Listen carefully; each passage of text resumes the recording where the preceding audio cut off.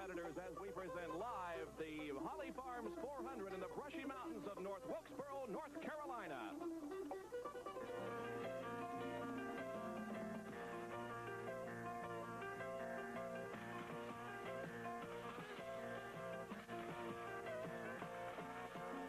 ESPN, your #1 auto racing network, presents Auto Racing 82.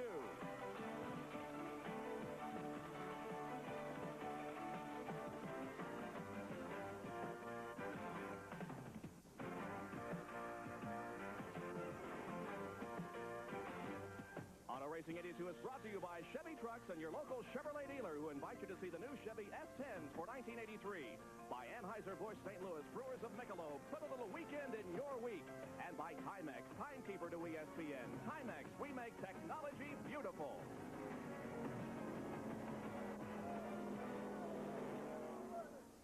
It's a partly sunny yet hazy day in the brushy mountains of North Carolina as we're set to bring you live the Holly Farms 400, North Wilkesboro, North Carolina. Good afternoon, everybody. I'm Bob Jenkins along with Larry Newber. When you think of NASCAR competition, you sometimes think of drafting, speeds of 200 miles an hour. That's not the type of racing we have for you today. Instead, it's the bump and run tactics. And this racetrack itself presents a story. The turns are banked at 15 degrees, the straightaways at 5 degrees. When you go down the backstretch, you're actually going up an incline of 11 feet. When you're coming down the front straightaway, you're going downhill. And it poses a very unique problem, not only for the drivers, obviously, but for the crews. You have to drive turns 3 and 4, the uphill turns, differently than what you drive turns 1 and 2. And if the car is working perfectly in one of those sets of corners, probably not working at all at the other end. So the crews have to set the cars up with a compromise, and it's very tricky. And when you think of Grand National competition, you think of names such as Earnhardt, Petty, and Baker. They're starting in this race 15th, 16th, and 18th, respectively. Yeah, but they don't figure to stay there very long, I'll tell you. Those are three of the most hardest chargers in all of racing, particularly Dale Earnhardt. Earnhardt is number 3 right now in terms of the number of laps led in the 1982 season, despite the fact that he has only 1 victory. Earnhardt with the 1 victory is the only one among that trio who has won in this year.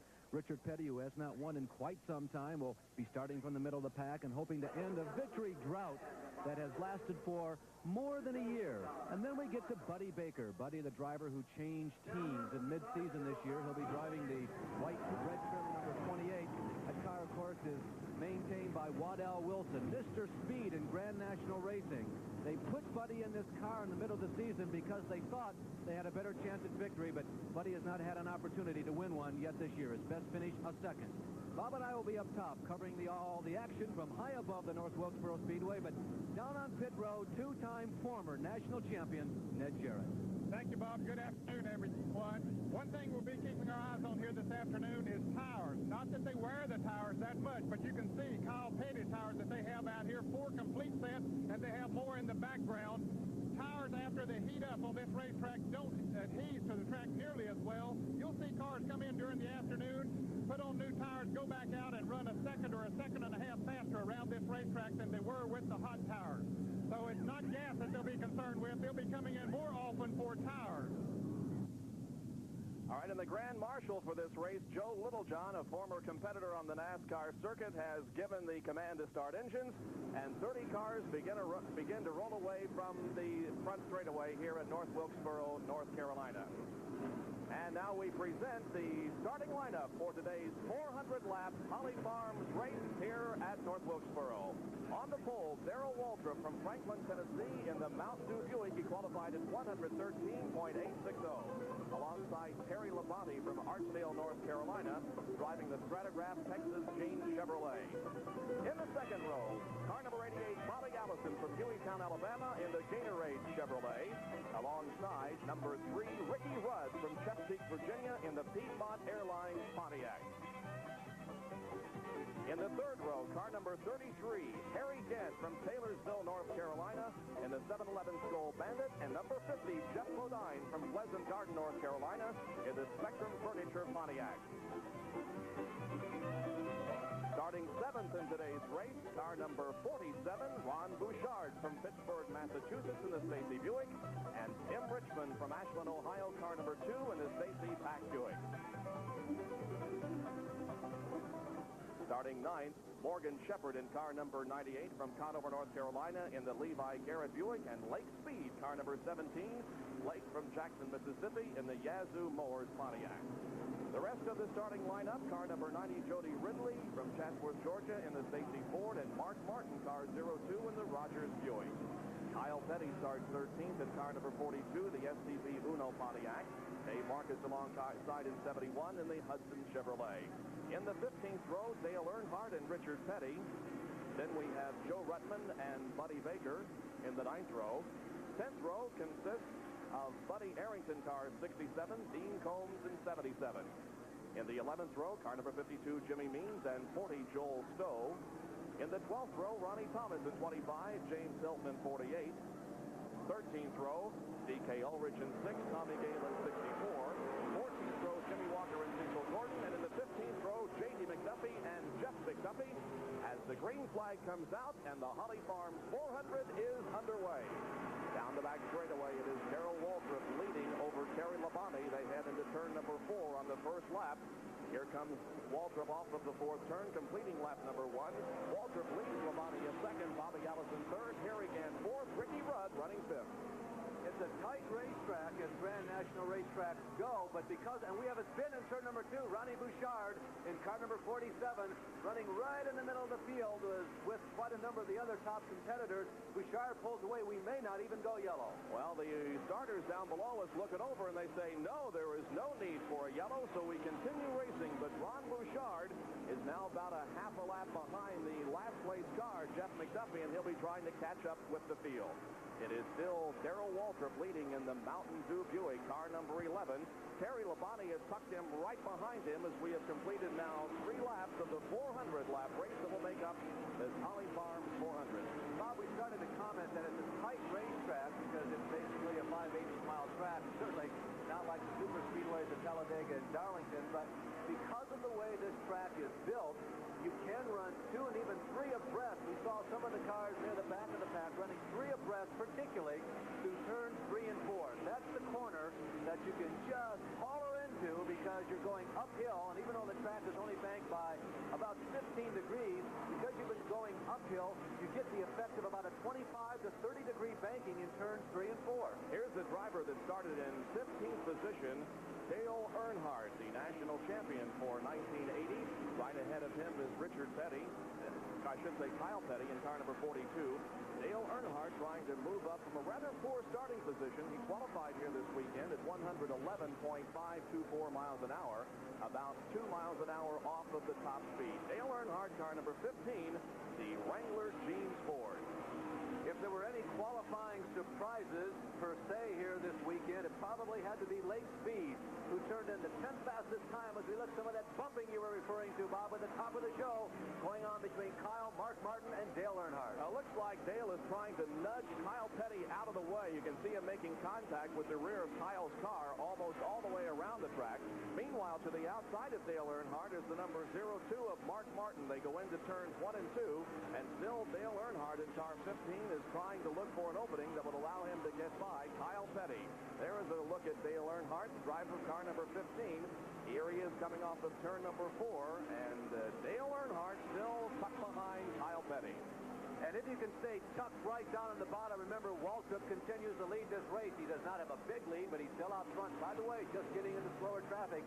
But if you can stay tucked right down in the bottom through turns 3 and 4, the guy behind you has to go to the high side. And Earnhardt is trying to intimidate Kyle Petty outside of that low lane. And so with just 9 laps completed, we are already seeing the leader, Darrell Waltrip, lap some of the slower cars. He's already put a lap on Jimmy Walker and has passed Tommy Gale in car number 64. So Darrell Waltrip setting the early pace here. Yellow flag. We have a car very slow on the high side of turn number 2. It's J.D. McDuffie, one of the 2 father-son teams that is competing here this weekend, the McDuffies. This is the father, J.D. McDuffie, a long-time NASCAR veteran driver in the Max Stores Pontiac. So our first caution period of the afternoon comes out. Of course, the NASCAR competitors race to the caution flag, and Darrell Waltrip will still be shown as leader as the cars run at reduced speed, and the pace car comes out. Back with more of the Holly Farms 400 in a moment.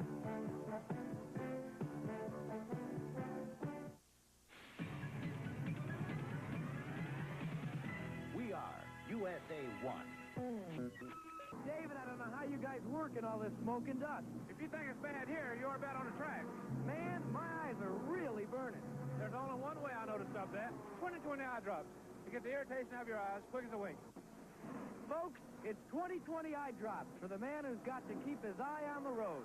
So, for fast relief, get Soothing 20/20, the only eye drops with a money-back guarantee. Well, ESPN will present the U.S. Bantamweight Championship PKA Full Karate Contest on Friday, October 15th at 9:30 p.m. Eastern Time, 6:30 Pacific Time from O'Connell Center in Gainesville, Florida. Van Camford and Larry Black will report all the action. Join us Friday, October 15th for PKA Full Contact Karate. Well, there goes Jody Ridley out of the pit area. We understand that some body was rubbing on the tire of that car that necessitated this pit stop. We are under caution because of the spin involving J.D. McDuffie in car number 70. Let's go to the pit area for more information, and Ned Jarrett. Casualty of this race, McDuffie, 70. What went wrong? I guess it dropped the valve. It missed for a couple laps, and then it filled up with water. Boy, when something like that happens, there's just not a great deal you can do about it. That's for sure. That's something that happened. But I guess you're going to go out here and watch your son. This is one of the few races that he has participated in. Yeah, I hope he can finish that one and get some experience. Well, let's hope that he has better luck than you. And, Bob, you mentioned Ron Bouchard spinning out early there. This flag will definitely be a break for him. Now he gets to catch up to the field. That's right, Ned, and Ron Bouchard was one of those who made a pit stop during this caution period. Also, Ronnie Thomas was in addition to Jody Ridley. Well, we noticed that Ron Bouchard was still running very loose on the racetrack even after the spin, so it really was a blessing, not even in any type of disguise for Ron Bouchard. Talking about Jeff McDuffie, J.D.'s son, this is his third, to be precise, Grand National race of his career. Both of the other times he's been behind the wheel of a Grand National car in a race was here at the North Wilkesboro Speedway. And the leader continues to be Darrell Waltrip in the number 11 Mountain Dew Buick. Running second is Terry Labonte. Third is Bobby Allison. Running fourth is Harry Gann in car number 33. We have 16 laps completed. And in fifth place, Ricky Rudd in car number 3, Jeff Bodine in number 50, Tim Richmond in car number 2, Morgan Shepherd in 98, and Lake Speed in 17. Now, Ricky Rudd in the fifth place in the point standings at this point as we zero in on Terry Labonte. There's a guy that a lot of folks thought might have a win by this point in the season, but it just hasn't fallen his way. They were super hot the first half of the season. They had an incredible streak of top 5 finishes that propelled him not only to the points lead most of the first half of the season, but he won the first leg of the Winston Cup Series. He's third in points for the entire season behind Bobby Allison and Darrell Waltrip. And it is a very challenging racetrack here at North Wilkesboro, North Carolina. And we asked Terry Labonte about driving here at North Wilkesboro. It's really a fairly easy track to drive. It's one of the nicest tracks, short tracks to run on. The surface is real smooth. And, it seems like you got a kind of a car that really works good. I've been here before, and the car not work good, and you can lose an awful lot of time. And last time I was here, the car really handled well, and you get through the turns good. It run good down the straightaway, and we ran real close to Darrell all day. But I don't know. I think the guy that wins is probably going to have to beat him. Well, the challenge is setting up the car for a racetrack like this. As we now have completed 19 laps, we go back to green and a resumption of racing. Darrell Waltrip is in first place. Bobby Allison has now moved into second place in the number 88 Gatorade Chevrolet. Bobby Allison has been lying back in third position until that green came out and he was able to pass Terry Labonte. So Labonte now back in fourth. Harry Gann in fifth position. Sixth is Ricky Rudd. Seventh, Jeff Bodine. In eighth position is Tim Richmond. Ninth is Morgan Shepherd. And then Dale Earnhardt. And behind them, Lake Speed and Richard Petty. Mark Martin, Joe Rutland, who is expected to charge from his midfield starting position. We haven't seen that yet. Dave Marcus runs competitively. And then comes Kyle Petty. Still on the lead lap is Buddy Baker, although a little bit off the pace being set by the cars up front running the first 15 positions. Baker, ironically enough, is on the racetrack right now with Jimmy Means and Buddy Arrington as they race in a triplet down the backstretch. Another car into the pit area, Dean Combs, a competitor in the International Sedan Series, driving in NASCAR Winston Cup competition here this afternoon. You'll be seeing Darrell Waltrip go around him, I believe, here on the backstretch going into turn number 3. Combs driving the number 77 car. So you can see the interval between Waltrip and Bobby Allison now is just about 2 car lengths. Then we have about a 10 or 12 car length separation between Allison and Terry Labonte. Well, how Combs got so far behind, he had to make a pit stop during this green flag segment we're in right now. As we go back to 6th position, Jeff Bodine. Going to war with Ricky Rudd, there's the 7th place car, Tim Richmond, one of the few drivers who's had the privilege of racing a victory lane at the 1982 season. Matter of fact, Richmond is the last driver outside of the big 3 of Allison, Waltrip, and Cale Yarborough to have won on this trail. He won at Riverside back in July, and he was the last one to win. The series has been absolutely dominated by those other 3 drivers since that time. There is just a little bit of haze in the brushy mountains of North Carolina this afternoon, so perhaps the picture is a little foggy. We had hoped that this fog and haze would burn off, but it isn't seeming to do that. The sun peeks through occasionally. There's no chance of rain, but just a little bit of haze and fog in these mountains. Jeff Bodine, car number 50, being followed by Ricky Rudd in the number 3, and Tim Richmond in car number 2 as they come down the main straightaway. Straightaway actually going downhill by about 11 feet. As we indicated, as you go down the backstretch where Jeff Bodine is right now, the car actually goes uphill. There's Jeff Bodine, car number 50. Jeff hails from Pleasant Garden, North Carolina. He is 33 years of age. One of the most successful short track drivers of our time as far as automobile racing goes, Jeff Bodine, running right behind another pretty darn successful short tracker himself, Harry Gant, the guy who used to pound nails for a living, as Harry describes it. Now he gets to drive race cars. Bodine has a lot of experience also on dirt. He's probably one of the most skilled dirt track drivers running in Grand National stock car racing today. We first saw Bodine on an ESPN broadcast at Syracuse on the annual 1-mile race there, or rather the annual race on the 1-mile dirt track at Syracuse, New York, when he came out with that very sleek, aerodynamic, re-engineered overnight race car. Bodine, a very experienced driver, and a lot of people think that he may not be that many months away from his first win in Grand National competition, twice this year on the pole. All right, Darrell Waltrip continues to be the leader with Bobby Allison running 2nd and Terry Labonte 3rd. 4th place belongs to Harry Gant. Jeff Bodine is in 5th place, and then Ricky Rudd in 6th. Down the main straightaway, completing lap number 29 for Darrell Waltrip, who has won the last 2 races here on this racetrack. He won the Holly Farms 400 last year at this time, and he also won the Northwestern Bank 400 that we telecast live for you on ESPN back in April. Well, as Waltrip continues to negotiate this 5/8-mile racetrack here at North Wilkesboro, North Carolina, ESPN presents a track fact. You will notice there's quite a bit of difference in the distance between the dash compartment and the steering wheel on one of these NASCAR Winston Cup cars than you would have on a passenger car. There are 2 reasons for that. One, it gives the driver more leverage to turn the steering wheel because these cars are harder to steer than a car with power steering. And then 2, it lets the driver sit farther to the rear, putting more weight on that left rear wheel, which is very important on a track like North Wilkesboro. This is very beautiful country here in North Carolina and a beautiful racetrack. Darrell Waltrip leads, Allison 2nd, Gant 3rd, Terry Labonte is 4th. We've completed 28 laps in the Holly Farms 400. I'm Ted Steffen, president of Cleveland Cavaliers. Darrell Waltrip has led all the way in this race so far with 38 laps completed. While we were away, we had a position change for 3rd. Jeff Bodine in car number 50 was running behind Harry Gant, but at the end of the backstretch, Bodine decided that he wanted to run in 3rd position, so Jeff moves into 3rd, and Harry Gant now back in 4th position. In 5th place continues to be Terry Labonte. 6th is Ricky Rudd. 7th place belongs to Dale Earnhardt. Tim Richmond runs in 8th. Morgan Shepherd in 9th. 10th place is Joe Ruttman. 11th place, Kyle Petty. 12th is Lake Speed. And 13th place now held by Richard Petty. Well, in addition to Bodine, the other guy whom we've been watching is beginning to make a move, and all you people up north will be happy to hear this. Ronnie Bouchard has improved his position quite a lot.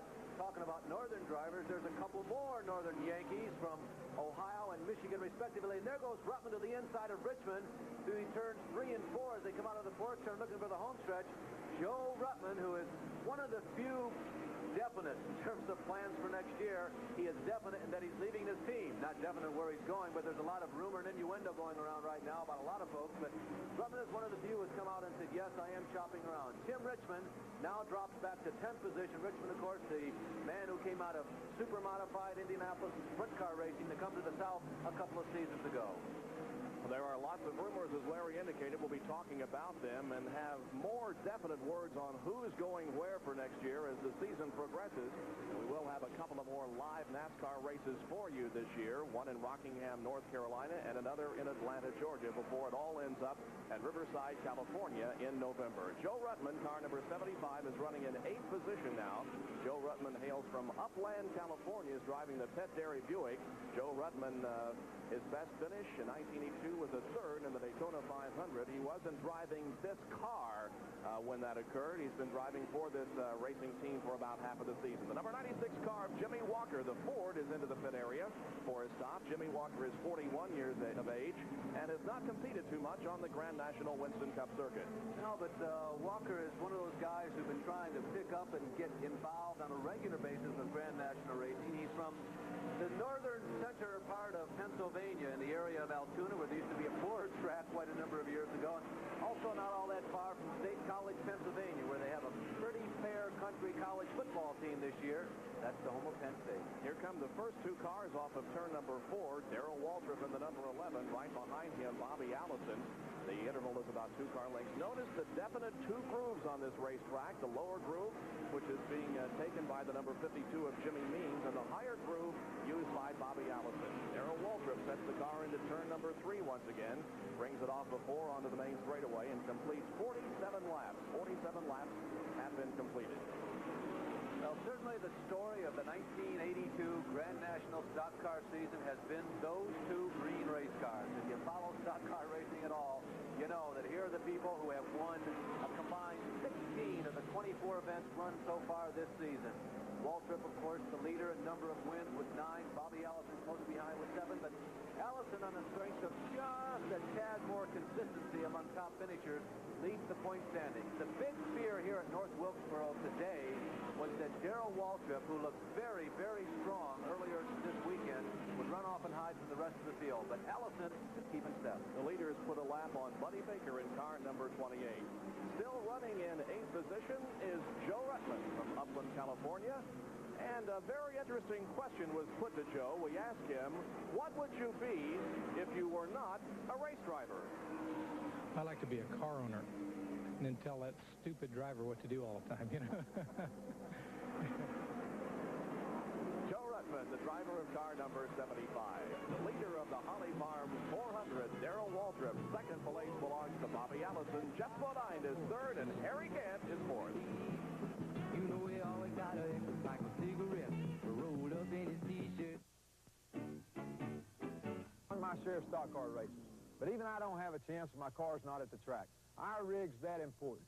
So we lease our truck from Saunders Leasing System. Saunders is the oldest and among the largest truck leasing firms in the nation. They're the folks to talk to about leasing or renting trucks. We got a lot riding on Saunders because we can't win till they get us to the track.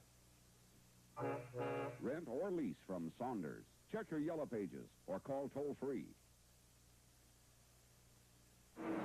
Bobby Allison continues to pursue the leader, Darrell Waltrip. Here they come off of turn number 4. Well, ESPN will present on October 16th live the CFL football game between Edmonton and Montreal from Olympic Stadium in Montreal, Quebec, Canada. Don Whitman and Leo Cahill report all the action October 16th at 1:30 p.m. Eastern Time, 10:30 a.m. Pacific Time, live on ESPN. Bobby Allison now right behind Darrell Waltrip down into turn number 1. Allison has closed the few car length lead that he had, that Darrell Waltrip had on him as they go down the backstretch. Waltrip, it appears, is able to stave off the serious challenge, but Bobby Allison is hanging right in there, waiting for the opportunity. Well, as we watch the 2 leaders, here's what else is going on at this racetrack at this point. Jeff Bodine runs a comfortable 3rd, not on the racetrack with anybody else. There's the 2nd place car of Bobby Allison. He seems to be able to move in on Waltrip just a little bit in traffic, but then again, that's not all that surprising. There's still quite a lot of cars that still out on the racetrack. Harry Gant runs in 3rd position in the race, or rather 4th position in the race right now.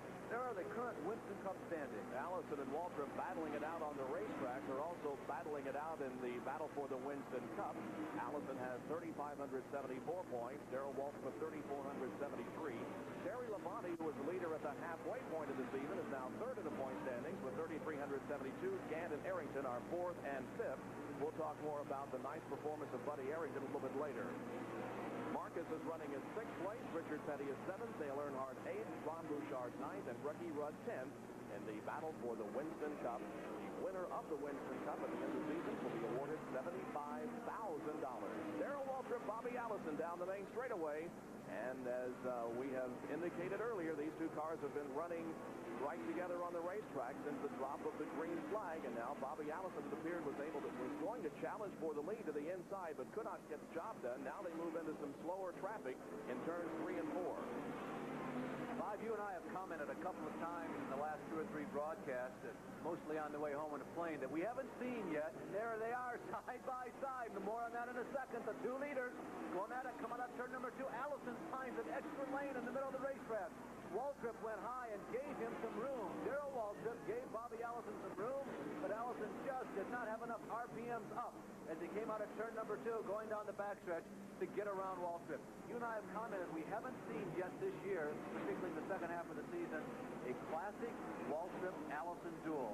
It seems like every race, either Waltrip is the dominant car or Allison is the dominant car. Could this be today? We see that 400-lap matchup, head-to-head, Waltrip versus Allison. Behind the first 4 cars, there's some interesting racing going on. And for those of you who follow NASCAR racing, again, as we continue to follow the leaders around right now, that's where the action is. Listen to the group that is in 5th through 10th. It's Labonte, and he's headed up. Labonte, followed by number 3, Ricky Rudd, then Dale Earnhardt, Joe Ruttman, Tim Richmond, and Kyle Petty. Now, Bobby Allison has been criticized at times for driving rather rough on these short tracks. He was criticized for some action at Richmond. We asked him about that. Well, I think a little of that goes on in everybody's camp, and of course, there have been a couple occasions here where I was kind of put into a tight situation, and the outcome led to a little bit of controversy or dislike from some of the other guys. But it's kind of the same both ways. Those guys tend to forget that they do an awful lot of the same thing, and when the thing goes back the other way, they wonder about it. But it is kind of place where you really have to give and take a little bit. I think the key is just not to take too much. Bobby Allison has had a good season so far. He and Darrell Waltrip are battling for the lead here in the Holly Farms 400. 65 laps have been completed. We'll have more live coverage from North Wilkesboro in a moment.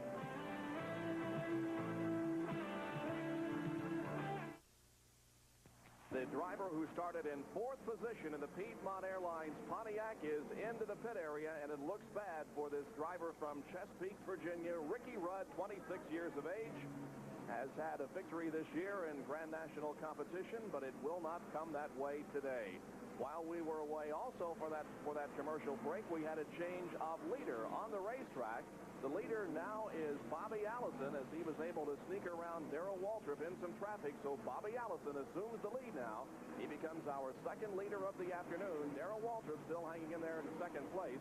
And there's quite a bit of real estate between the 2nd place car and the 3rd place car, driven by Jeff Bodine. The interval is about a full straightaway.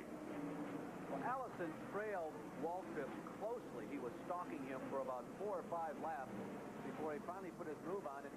He drove very hard to get around Darrell, which surprised me a little bit. We've got a long ways to go. This is 400 laps on this racetrack, and Allison just made his mind up that it was time for him to lead, and he worked very hard to get this position. Sorry to see Ricky Rudd out of the competition. Ned Jarrett is with him. Well, as he crawled out of his Piedmont Airlines car number 3, Ricky, what went wrong? I don't know, Ned. I believe it busted a cylinder head. It happened about the 3rd or 4th lap into the race. The motor was awful weak. It got weak, and instead of getting weaker, finally it just blew up on the front straightaway. Well, it has to be awful disappointing here this close to home for the team.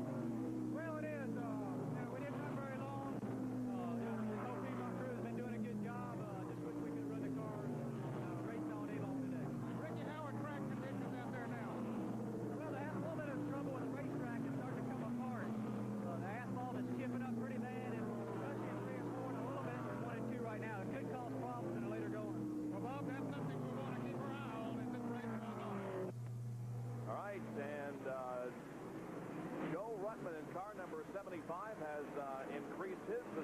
rather substantially in the last few laps. He has now moved up to 5th position. Well, it was reported that what happened at Rutland, who, remember, he started back in that pack with Dale Earnhardt and Richard Petty between like 15th and 20th starting positions, that when Ricky Rudd's engine blew, several other drivers in the top 5 slowed, fearing there might be some oil or water on the racetrack. And Rutland found himself with an opening, decided to test the racetrack, and got to say, that was a successful experiment. Rutland vaulted from 8th position up to 5th. He's been able to get around Earnhardt and Terry Labonte in addition to Ricky Rudd as a result of Rudd's blown engine. Well, Ricky Rudd does not have a victory, as I alluded to a few minutes ago, on the Winston Cup Trail this year. However, he does have a pole position. He won the pole at the CRC Chemicals 500 at Dover, Delaware a couple of weeks ago. So Ricky Rudd will be in that big race, the Busch Clash, at Daytona International Speedway this February. Richard Petty in car number 43 is working with Tim Richmond in car number 2 and Buddy Baker. Of course, Richard Petty has won $199,622 in 42 starts. Petty, who runs right now behind Tim Richmond, you just saw them get away from Buddy Baker. Baker is not on the lead lap. We still have about 15 cars in the lead lap, and Buddy Baker, unfortunately, is not one of them. Richard Petty, the man who, a lot has been said about him. Petty, a little bit out of shape coming out of turn number 4. Racing with Tim Richmond on the track. A lot has been said about Richard Petty not going after the pole in Grand National qualifying, and it has been some time since Richard has qualified on the pole, but did you happen to know who has the most poles in the history of Grand National stock car racing? Yep, you might have guessed it, that SPP Orange and Petty Blue, number 43, Richard Petty. 123 times he has been the fastest qualifier. Allison and Waltrip on the racetrack. Bobby with the lead, Darrell right behind him. We have completed 81 laps now. Several cars have dropped out of competition. J.D. McDuffie out of the race, so is Ronnie Thomas, Joel Stowe, Ricky Rudd, Jimmy Walker, and also the number 77 of Dean Combs out of competition. As they race down the front straightaway, Bobby Allison maintaining just a very slight advantage on Darrell Waltrip into turn number 1. Waltrip looking like he wanted to go to the inside of Allison that time. Could not get the job done. Now Bobby Allison stretches out the advantage just a little bit as they go down the backstretch. They move high to go around the number 24 of Cecil Gordon from South Hill, Virginia. Cecil driving the number 24 car here this afternoon. And once again into turn number 1. Now they move to the high side to put a lap on Jeff McDuffie in car number 7. His father, J.D. McDuffie, already out of the competition, but Jeff still in there. One of 2 father and son combinations in this race this afternoon. The other, of course, Kyle and Richard Petty. These 2 leaders, you might think that they're driving the rest of the field into the ground because we haven't been able to talk about 3rd or 4th place. They haven't been close. But I'll tell you something, Jeff Ledine's keeping up. And look at this battle on the racetrack between Richard Petty, Tim Richmond, and Mark Martin. Now, Martin is a lap down to both Richmond and Petty, who run in the top 10. Remember, so is Buddy Baker. But Richard Petty has really been putting the heat on Tim Richmond. So we continue to watch all kinds of racing out there on the race as we present live the Holly Farms 400 from North Wilkesboro, North Carolina. The leader continuing to be Bobby Allison, one of 2 leaders we have had in the competition so far today. And here come the leaders moving up, getting ready to challenge Richmond and Richard Petty, and that could be tough, getting around the 2 of those. They're running in 9th and 10th unofficially at this moment on the track, and when you start lapping the top 10, that's tough. Darrell Waltrip moved to the inside to put another lap on Buddy Baker. We'll be back with more live coverage here in just a moment from North Wilkesboro, North Carolina.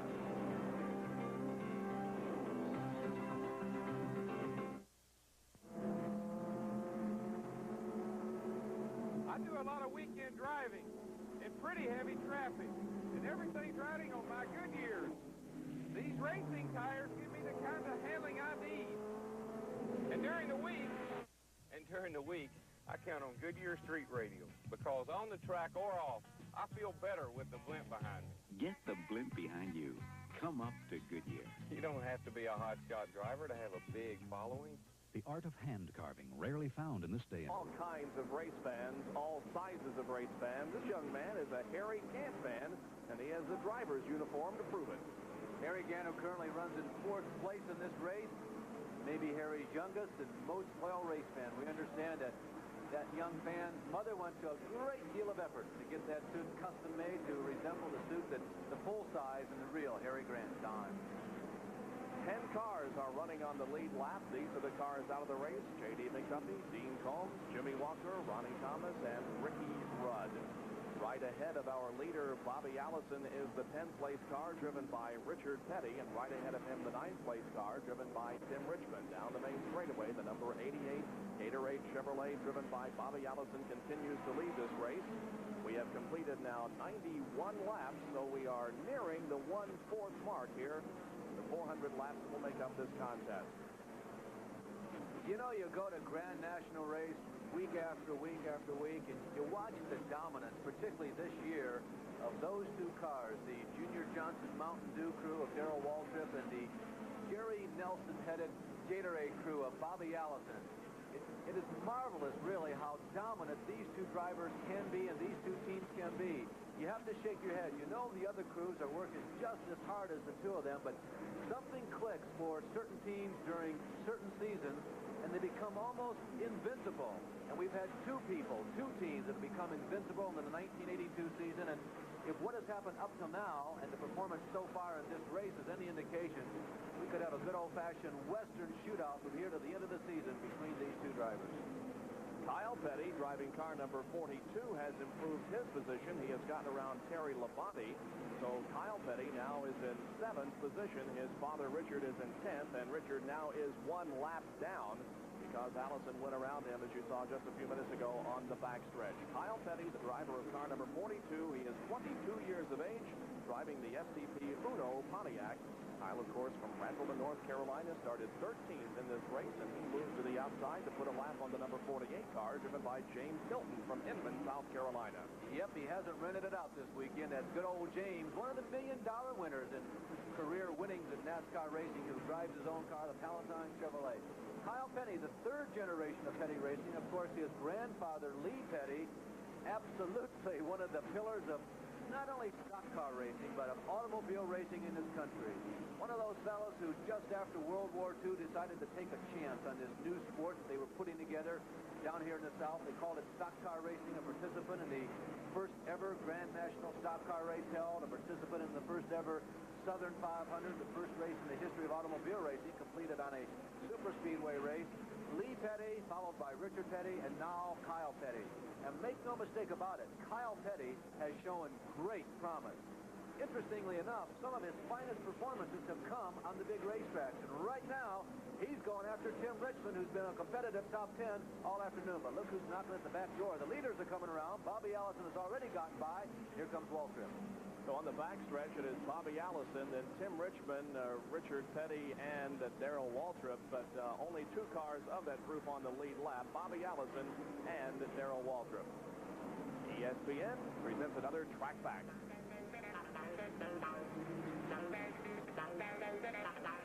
The seatbelt system is a little different in a NASCAR Winston Cup car than we have in our street cars. They have what they call a 5-point hookup, and with one quick release, they can unhook all of them. That's the seat belts, the shoulder harness, and the submarine belt.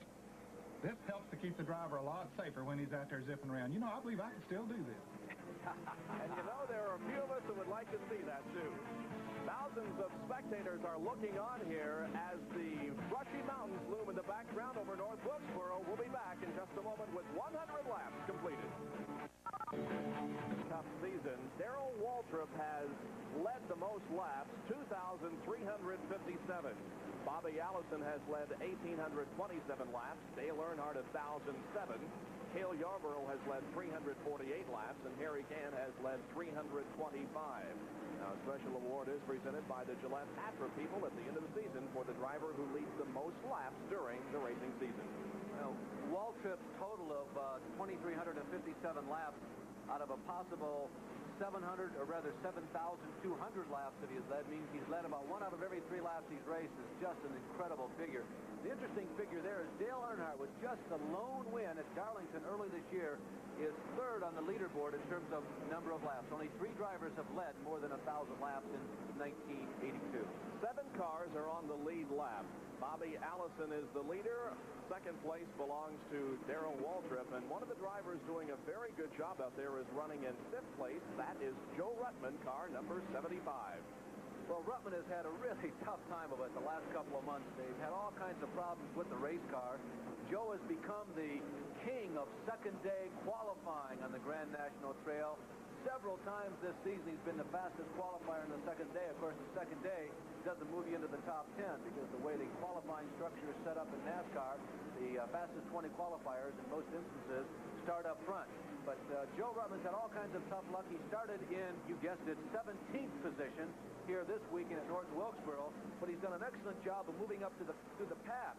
Most recently, in the last 15 laps, he's disposed of Kyle Petty, Tim Richmond, Terry Labonte, and Dale Earnhardt to keep himself on the lead lap with our two leaders, Allison and Waltrip, and they are not gaining any ground on Joe. Joe is about two-thirds of a lap behind the leader, Bobby Allison, but they're not pulling away. Ruttman appears to be running just about as fast right now as leader Allison, but then again, Allison and Waltrip, with still considerably more than 300 laps to go, they may be just kind of cooling it for a while. Joe Ruttman is 16th in the point standings at this time. He has 2,409 points.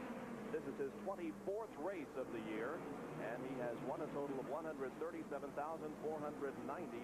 As we indicated earlier, he finished third in the Daytona 500. That his best finish of 1982.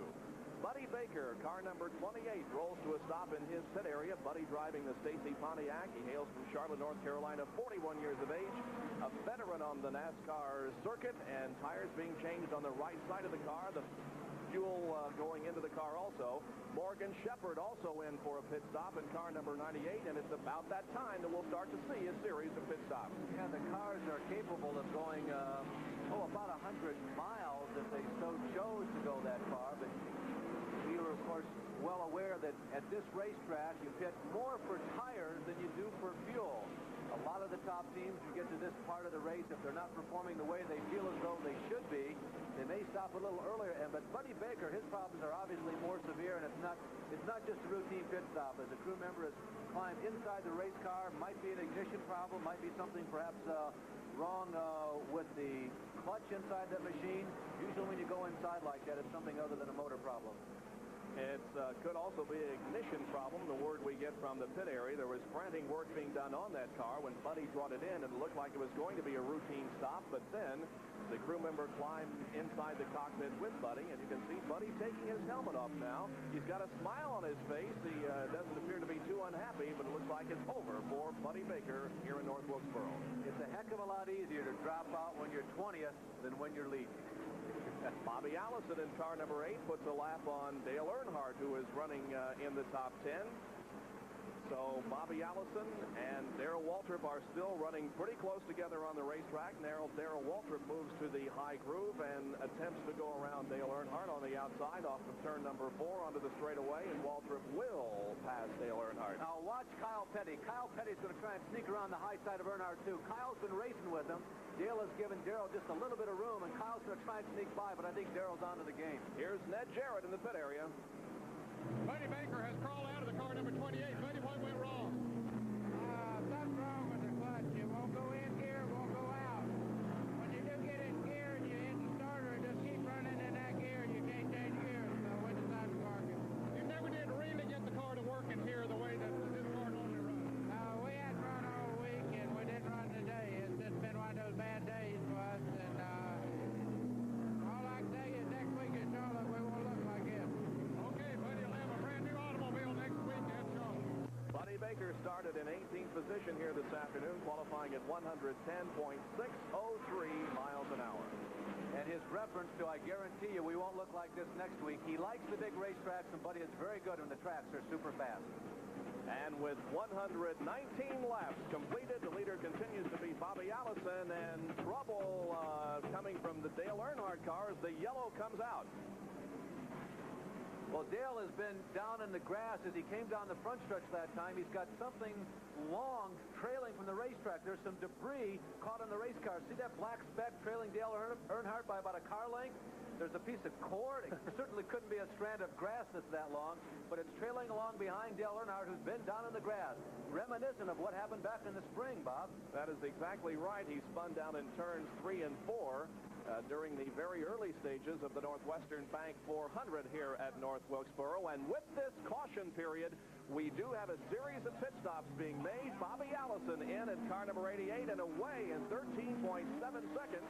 Also, the fifth-place car driven by Joe Ruttman is in for routine maintenance. They're changing tires on the right side of that car. There is the object that's trailing the Earnhardt car that you mentioned, Larry. I have no idea what it could be, but I'll tell you, if that is a piece of grass, that's the longest and toughest strand of grass I've ever seen. Well, maybe Dale got married out there and we were unaware of it, and he has streamers trailing from his car.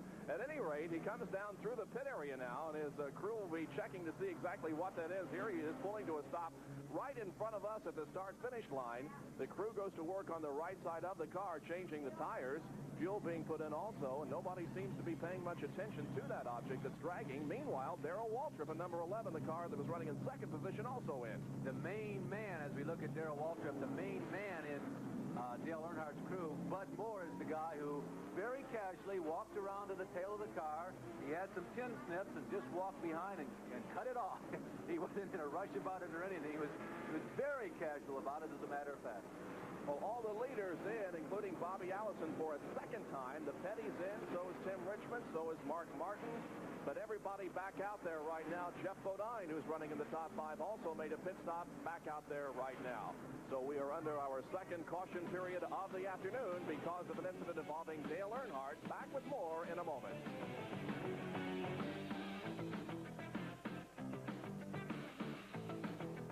Here comes Harry Gant and the Skull Bandit in for a pit stop. Hi, I'm Harry Gant. When I bring the Skull Bandit in for a pit stop, I come in for a paint stop, because while the rest of the team takes care of the Bandit, I get to take a little pinch of Skull, put it between my cheek and gum for real tobacco pleasure without lighting up.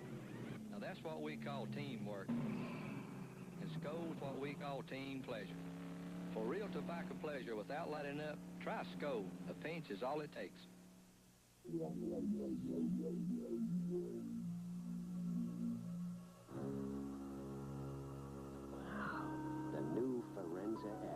It's what a small car can be when it's an Oldsmobile. Front-wheel drive, electronic fuel injection, available overhead cam engine. Man, some kind of car. New Forenza S. Have one built for you. There is Dale Earnhardt in car number 15. He is the reason for this caution period that we are under right now. He spun, and he also had a problem on April 18th. We were here in North Wilkesboro last time. Let's go back and see the highlights of that race here at North Wilkesboro, April 18th. When we were here at North Wilkesboro on April 18th for the Northwestern Bank 400, Dale Earnhardt spun in turn number 3 and brought out the first yellow flag. That occurred on lap number 10. Earnhardt was coming off a win at the Rebel 500 in Darlington. He had started 14th in the North Wilkesboro race, but he fought his way back and led laps 139 through 148. But then Darrell Waltrip, who had won at Bristol and Atlanta, reassumed the lead and went on to win his third race in the still early 1982 Winston Cup season. Just 2 laps from the finish, Terry Labonte and Bobby Allison got together in turn number 3. A perfect example of what can happen on a short track in NASCAR competition. Allison was 2 laps down at the time. Labonte was running second. He wound up getting the worst end of the deal with damage to the right side of his car. You can see that Earnhardt was ahead of Labonte here, but the NASCAR official said that Terry was able to maintain sufficient yellow speed. He was awarded second position, and Dale Earnhardt wound up third. That was here in April. Meanwhile, the green flag has come out once again, and we are back to racing on lap 126. Allison, Waltrip, and Gant running right together on the racetrack. Jeff Bodine is running in 4th position. And the racing continuing now. Darrell Waltrip going high in turn number 3. Looks like he would like to take the lead, but Harry Gant is looking strong, trying to get to the inside of Darrell Waltrip. And right behind them is Joe Ruttman. Unless Ruttman lost a lap in the pit, Joe Ruttman in the Pet Dairies blue and white number 75 should be in 4th. That would put Bodine in 5th, but 5 cars prior to the pit stop on the lead lap. All sorts of strange things can happen on those pit stops, and we're checking right now with NASCAR scoring to determine whether or not those 5 drivers, the 4 you're looking at there, Allison, Waltrip, Gant, and Ruttman, as well as Jeff Bodine, are indeed on the lead lap. Good racing, especially for second position here. Harry Gant to the inside and Darrell Waltrip to the outside. Now Gant falls back into third, but right behind Harry Gant is Joe Ruttman in car number 75. Well, Ned Jarrett is down in the pit area and has moved over to Bud Moore. Ned? The car number 15, the Dale Earnhardt driver. What went wrong out there? Him and Kyle Petty got tangled up in the third and fourth quarter and knocked the toe out, so we adjusted the toe. We just hope we got it right. Okay, that the toe end was knocked out, but now they think that everything is okay. All right, we might explain what the toe end is on a car, Larry. Well, the race cars, of course, the tires, it's important that they're pointed in the right direction. They can adjust that per racetrack depending upon the size and shape of the racetrack. You want those tires to be pointed properly. That's an adjustment that has to be made every time. 130 laps have been completed. It is still Bobby Allison and Darrell Waltrip battling for the lead. Waltrip led the first 67 laps, then Bobby Allison took over the lead, and they have been the only 2 leaders in our competition so far. Allison and Waltrip 1 and 2. Harry Gant running in 3rd place. Joe Ruttman 4th. Terry Labonte 5th. Jeff Bodine is in 6th position.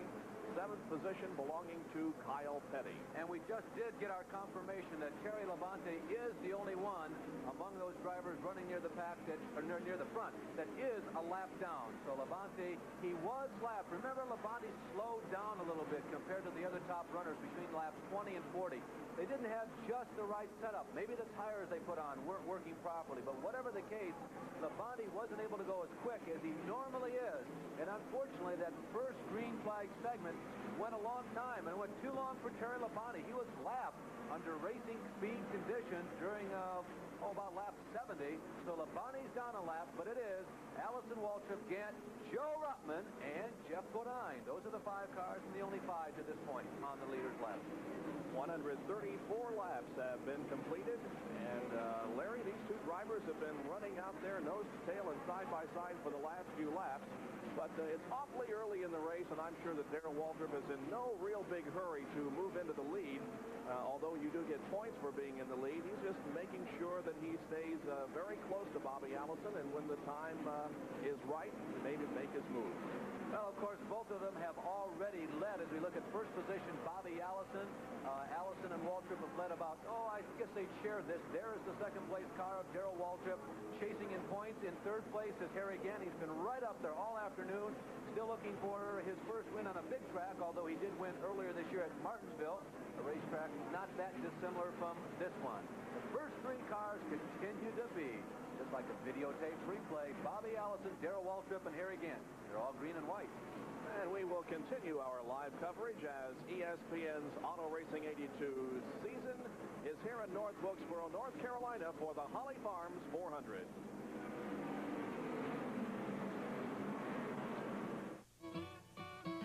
This by Mobil 1, the oil that saves you gas and more.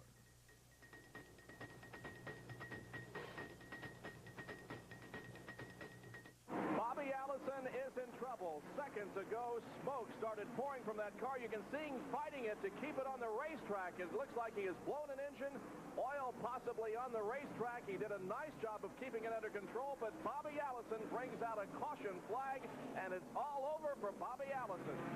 Well, it certainly looked terminal, although it's a little unusual to see that much oil come out of one of these Grand National cars because of the way they're constructed, simply because of a blown engine. For a while, I thought it might have been an oil line that popped off, or maybe something in the radiator may be overheating, but then the smoke began to pour out of the exhaust pipe as he was going down the backstretch, and then, as you pointed out, Bob, it really let go right in front of Joe Ruttman, too, as they went into turn number 3 and turn number 4. But Bobby, no, he continues to sit in their race car. They still have at least a little bit of hope as maybe they might get this car back out. There's Waltrip immediately looking for upstairs. He wants to get out of that way. And Ned Jarrett is already there with Bobby. Well, Bobby gets himself a drink of Gatorade, but that's not too consoling right now. Bobby, what went wrong there? Something happened to the engine. I'm not sure what. Bobby, equipment unhooked. We'll get back to him in just a moment. I'm sorry.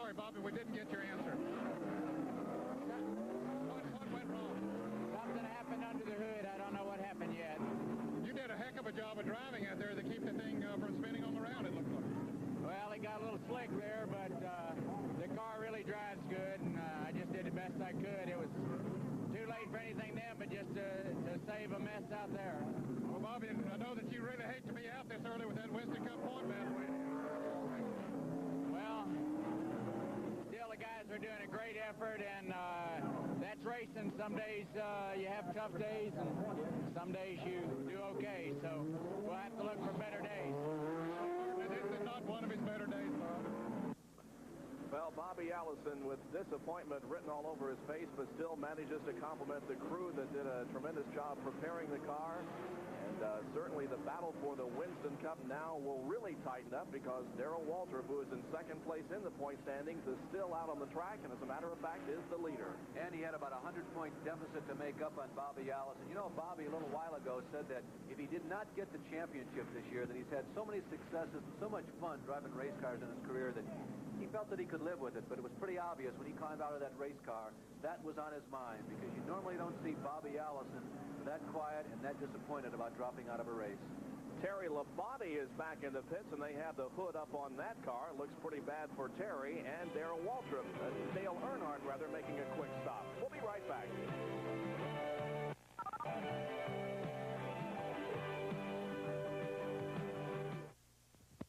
World of Sports on ESPN Sports Center, weeknights at 7:30. A lot going on in the world of sports with the baseball season winding down, and of course the auto racing season also winding to a close. And besides that, some Davis Cup action. And those people that we had on the screen there just a few minutes ago, they have a tremendous view.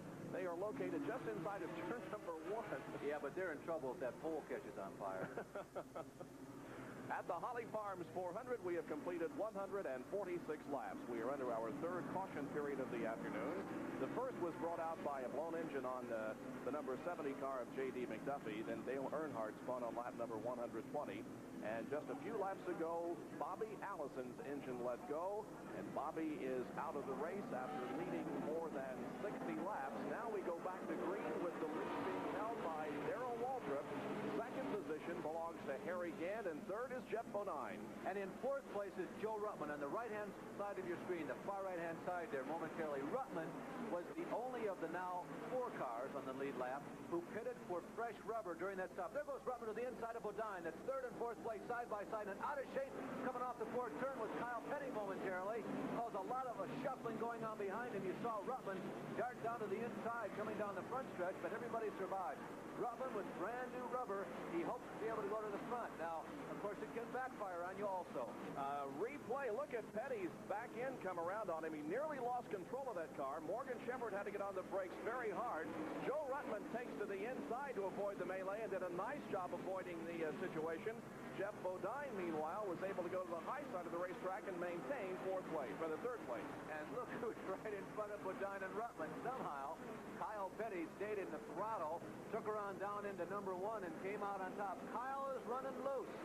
They recently made, of course, tire changes on that car, too, and I don't think Kyle got quite the setup that he had earlier in the race. That car is dirt tracking certain times around this speedway. And his best finish was in Dover, Delaware earlier this year. He finished in second position, was in a very good position to win that, but had to settle for second. Darrell Waltrip continues to be the leader. Right behind him now, the number 33 711 Skoal Bandit Buick, driven by Harry Gant from very close by North Wilkesboro. Harry lives in Taylorsville, North Carolina. It's about 30 miles from here. Matter of fact, if you play your cards right, Bob, didn't have to catch a plane. You could go down to the local steakhouse in Taylorsville and eat on Harry. Are you listening, Harry? Well, Kyle Petty, without doubt, is having some handling problems out there as he again gets loose coming out of turn number 4. First 2 cars, though, running very well out there. Darrell Waltrip and Harry Gant. Third position now belongs to Joe Ruttman, as Ruttman was able to pass Jeff Bodine. So Ruttman now in third. Bodine is in fourth position, and fifth is Kyle Petty, who is a lap down.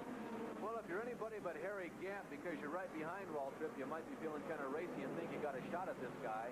They are about a straightaway ahead of everybody, and if you are among those who are at least a straightaway behind, you got to be worried, because you know that Waltrip is cooled it a little bit. His biggest rival, Bobby Allison, is out of it now. As we look at that pack of cars led by Joe Ruttman going into turn 1, Rutman running third. Kyle Petty in the number 42 car is 1 lap down. Jeff Bodine in the number 50 car right there leading there into turn number 3 is on the lead lap of the leaders, runs in 4th position. But Waltrip, you got to figure he's a little bit off the pace right now, but he's still leading this race, and he looks very dominant right now. Now, Kyle Petty, it appears, is backing off a little bit. He has lost the position as Terry Labonte is able to get around. Now he and his father, Richard Petty, are running nose to tail on the racetrack in the backstretch. So Kyle Petty's handling problems obviously causing him to get off the pace just a little bit. Behind Richard Petty is Dale Earnhardt and Tim Richmond, Morgan Shepherd, Ron Bouchard also running in this pack of cars into turn number 1. Talking a little bit about this racetrack, let's follow Bodine and Labonte as they battle around. They're going uphill now, down the backstretch. You can go very hard into turn number 3 because, remember, it's like having a 20 or 25-degree bank through turns 3 and 4. There's the front stretch. You're going downhill. The cars will wash up about 1 or 1.5 car widths. You see, they're not right down exactly at the bottom of the track. If you're hooked up real well, you can pass on the inside through turns 1 and 2. But it's pretty tricky down there. Very unusual racetrack indeed, where there is a very distinct difference. As you go down the backstretch, you're actually going uphill by some 11 feet. Continue to watch Jeff Bodine, Terry Labonte, and Kyle Petty. Labonte has been in for several pit stops today, and they have raised the hood on the car each time, but he's still out there in competition, although he's several laps down. Jeff Bodine, car number 50, is running in 3rd place and is one of 3 cars on the lead lap. Bodine continues to try and hold off Terry Labonte. Remember, Labonte's a lap down to Jeff Bodine. Labonte running much quicker since he got this new set of rubber. He picked up about lap number 120 or so. And Labonte gets around Bodine, but he still has got, at least a quarter of a lap before he can get him back around Waltrip, who leads the race. Labonte would certainly like to get back in the lead lap because, as everybody knows, you can't win a race unless you're on the lead lap. Terry Labonte in the Stratograph Texas Sheen Chevy. Terry used to be from Corpus Christi, Texas, now from Archdale, North Carolina. Back in a moment with more of the Holly Farms 400. The record for 400 laps here in North Wilkesboro set back in 1978 by Cale Yarborough at 97.847 miles an hour. Right now, the average speed of the race is just under 95 miles an hour. Dave Marcus with the 1-lap qualifying record at 115.485 miles an hour. And the 2-day average qualifying record is 114.801 miles per hour. Joe Ruttman is in 4th place. We will back up and show you the leader here. Darrell Waltrip in car number 11 is the leader. Now, we have been watching Joe Ruttman on the racetrack in the last few laps, and it appears to us that Joe Ruttman is the fastest car on the racetrack. We're going to see if he's traveling faster than Darrell Waltrip. Here comes Darrell into turn number 4 on the main straightaway. We're timing the lap of Darrell Waltrip. Crosses the start-finish line, and the lap is 21.2 unofficially. Now we're going to time Joe Ruttman, who is running in 3rd position and is one of 4 cars on the lead lap. Besides Darrell Waltrip, Harry Gant is running in 2nd. Joe Ruttman is in 3rd, and in 4th position is Jeff Bodine. Larry, you claim that Ruttman is running faster than Darrell Waltrip. We're going to check out and see how accurate you are as Ruttman crosses the finish line and starts our clock. Well, I was catching him in a handheld stopwatch a few laps ago, and he had broken from the pack finally. And when he first broke from the pack, he was 3.5 seconds behind Waltrip. And then I watched the next lap go by. He was 3.4, then it went to 3.2, and he got down to within 3 seconds of Darrell. 21.3 seconds for Joe Ruttman, and Allison's lap was Waltrip's lap was 21.2 seconds, so you were at least close. Well, operator error could have caused that. That was at least 2 tenths of a second. 170 laps have been completed. Darrell Waltrip continues to be the leader. There is the interval between Waltrip and 2nd place Harry Gant in the number 33 car down the backstretch. And there is Stevie Waltrip, who is always in Darrell's pit and always keeping the charge and the stopwatches for her husband. And it's been a very successful year so far for Darrell Waltrip, as on 9 different occasions Darrell Waltrip has visited victory lane. Bobby Allison 2nd as far as wins are concerned this year with 7. Well, we have a a host of drivers who are one lap behind to this man as they are to three other drivers. But if you're a Grand National fan, we hope your favorite is among these guys. Labonte, both Kyle and Richard. Tim Richmond, Dale Earnhardt, despite his spin, is in 7th, 8th position at this point, one lap down. Jody Ridley, Ron Bouchard, Lake Speed, Dave Marcus, and Morgan Shepherd. All those people unofficially just one lap down, and they could still be in it. We're not even halfway through this race. 400 laps on a 5/8-mile racetrack. And yes, there is another Waltrip that is a race driver. Daryl's brother, Mike, sat on the pole here yesterday in an international sedan race. He did not fare too well in the competition itself. He spun a couple of times, but certainly Mike Waltrip is a name to remember in the coming years in auto racing. 2 years as a racing driver, 25 entries, approximately 7 victories already. And Richard Petty racing with his son Kyle on the North Wilkesboro 5/8-mile oval. Richard in the number 43 car and Kyle in 42.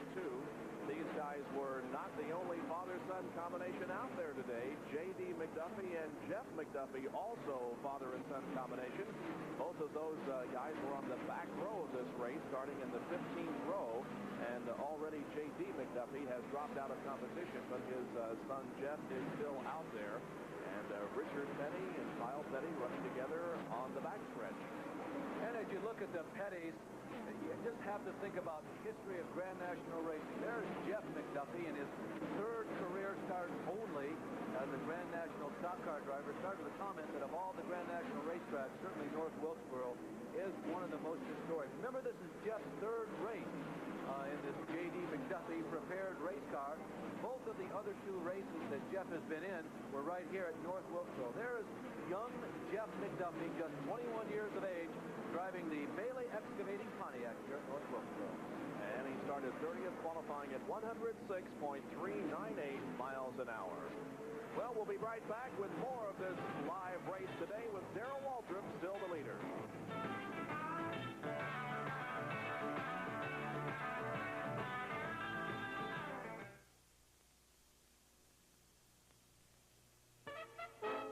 Datsun 200SX.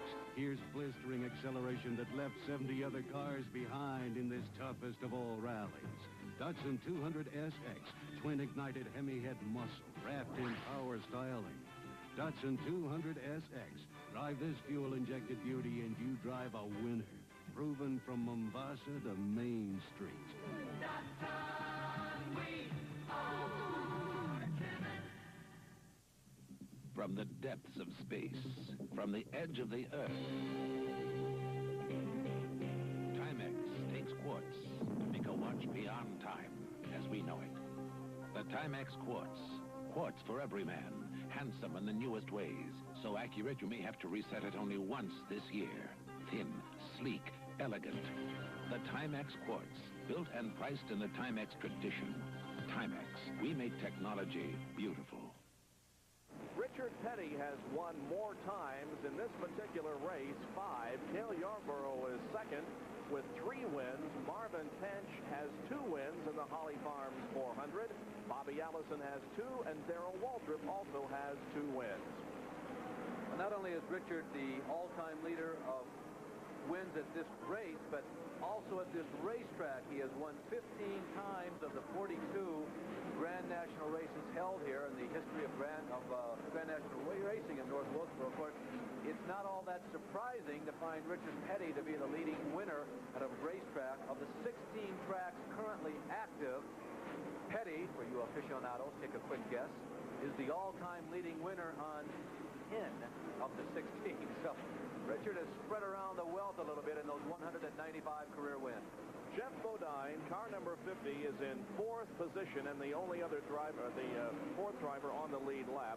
And Jeff Bodine has gone to the open-face helmet, and we asked him why he changed.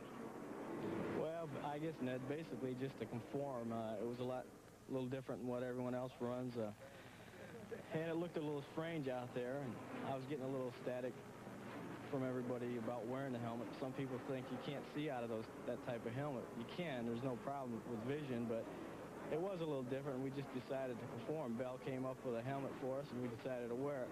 Plus, these open-face helmets are cooler. That full-face helmet, you drop the shield on it that's in front of your eyes, and it does get pretty warm in there. And at the time, I was wearing glasses, and it was hard to wear glasses with that helmet. So we just decided we'd switch and go to this Bell open-face helmet. Jeff placed fourth in the Dover race, which was held a couple of weeks ago. He is now running fourth here at the Holly Farms 400.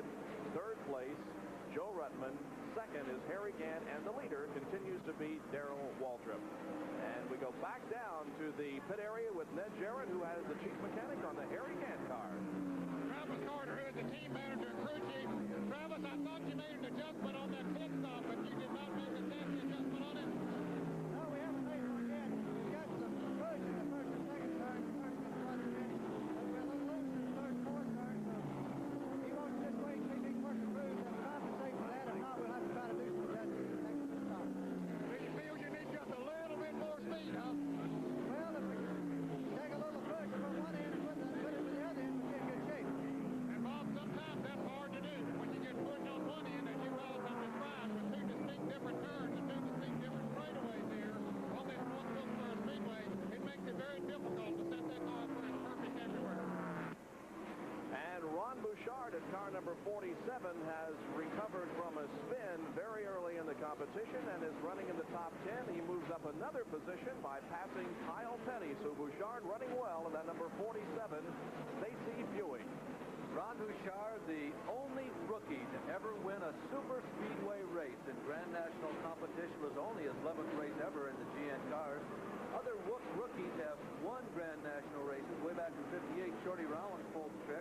Earl Ross won one. Dale Earnhardt, and so did Morgan Shepherd also last year. But Bouchard still stands as the only Cairo to ever win a super speedway race in his first year on the trail. Ronnie Bouchard, one of the most outstanding short track drivers perhaps of all time, particularly in the Northeast. Dale Earnhardt in car number 15, who also spun early in the competition, is back up to speed. Following Dale Earnhardt on the racetrack is the number 17 of Lake Speed, and Lake qualified at 112.714 miles an hour.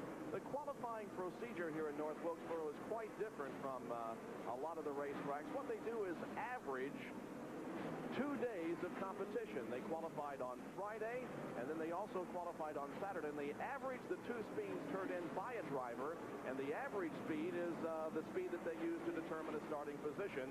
And Lake started in 10th position in this race. He's driving the Yazoo Motors Pontiac. Lake is from Jackson, Mississippi.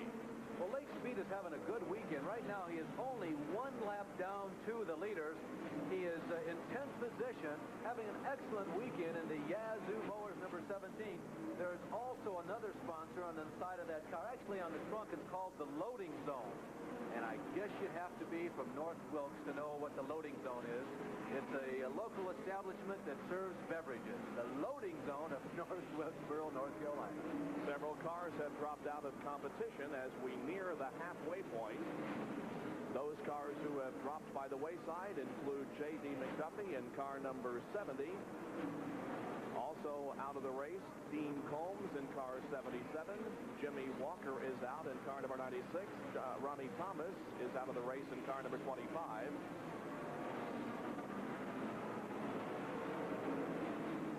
Also out of the race, Ricky Rudd, Buddy Baker, Joel Stowe, and Bobby Allison, who was leading on lap number 140 when the engine gave way and Bobby Allison called it a day. At that point, Darrell Waltrip took over the lead and has been leading since. 198 laps have been completed, very close to the halfway point. And some race fans hook on from their campers, from the grandstand, from all over this 5/8 mile racetrack, and they're seeing some great competition here today. We'll continue to cover it in a moment.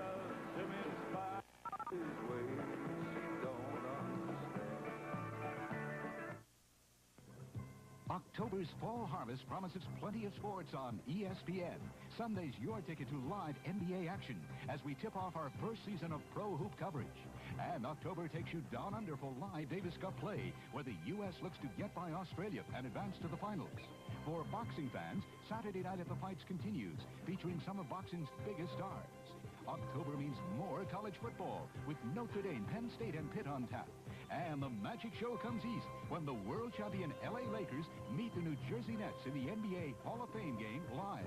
October offerings include NASCAR's Holly Farms 400, plus the American 500. There's more exciting CFL action. We'll visit Italy for the WCT Fall Finals. Don't forget our regulars, top-ranked boxing, the NFL Game of the Week, and PKA Karate. October features an Inside Baseball World Series special. Also a new edition, NFL Theater. October is packed with sports anytime on ESPN. So far this year on the 1982 Grand National Trail, Darrell Waltrip has won the most money, $443,460. Bobby Allison second in money winnings with $484,900. Richard Petty has won $319,200. Dale Earnhardt is $313,000. And Ron Bouchard, Jody Ridley, Benny Parsons, Cale Yarborough, and Buddy Baker in the second 10. And Darrell Waltrip stands to add to his earnings today if he can continue to lead the official starter for the NASCAR Grand National Circuit. Harold Kinder has just shown the drivers cross flags indicating half of the race has been completed. Well, last year NASCAR set a record for a racing division, had 22 drivers who won more than $100,000.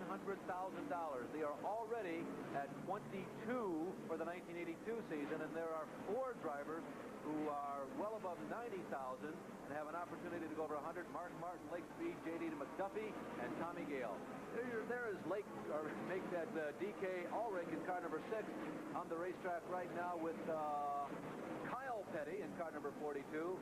D.K. driving the Pentax Cameras car has an unusual person on the pit radio. It's a young lady whom D.K. communicates with when he's out on the racetrack. D.K., of course, is the car that a lot of other drivers have been in several times this season.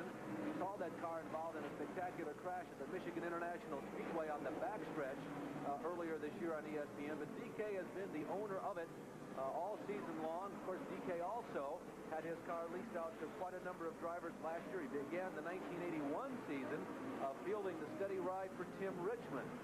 That arrangement did not work out, and D.K., you know, he has stated in the past that he would like to field the car, would like to be a team manager. You still get the idea that he likes stepping behind the wheel also and driving now and then. Sandy Jones has moved over to D.K.'s car to be the crew chief on the Pentax camera machine. D.K. at 38 years of age has become one of the real steady and regular entries in Grand National racing. Al Aquasto was the driver of the car when that accident occurred that you referred to at the Michigan International Speedway. D.K. driving it here this weekend. He is 38 years of age and hails from Harrisburg, North Carolina. Started 25th in the race today at 108.319 miles an hour qualifying speed. Darrell Waltrip is the leader of this race, and the lead that he has on second place, Harry Gant, is about 10 to 12 car lengths. Darrell Waltrip crossing the start-finish line and completing lap number 208.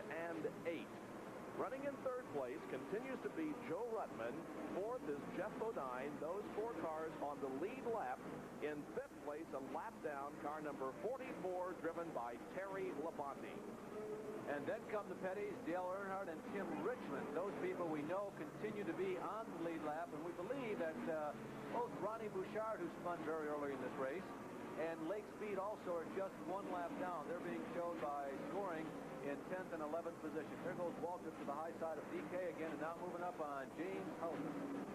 We are at North Wilkesboro, North Carolina Speedway for the Holly Farms 400 as ESPN presents live this Grand National competition. I'm Bob Jenkins along with Larry Nuber, and Ned Jarrett is covering our pit area activity. The leader of this race, Darrell Waltrip, he has been one of 2 leaders. The other one, Bobby Allison, but Allison is out of the race with a blown engine. The first race ever held here at the North Wilkesboro Speedway goes back 33 years ago. October 16th of 1949. It was one of the 8 races held in the first year ever of Grand National stock car racing. Talk about being steeped in tradition. The track was not blacktopped until 1957. The first winner of a pavement race here was Jack Smith. But back in that period between 49 and 57, listen to some of the names of people who have won here as we look at Morgan Shepherd. Morgan Shepherd running in approximately 13th or 14th position now. He's been lapped twice under green flag conditions. In North Wilkesboro earnings, he has won over $7,500. He comes as a short track specialist. A lot of people thought that he might be one of the favorites here. Morgan Shepherd driving the Levi Garrett Buick started in 9th position, qualifying at 113.208. A little faster than he can roller skate, but he's not bad in that area either.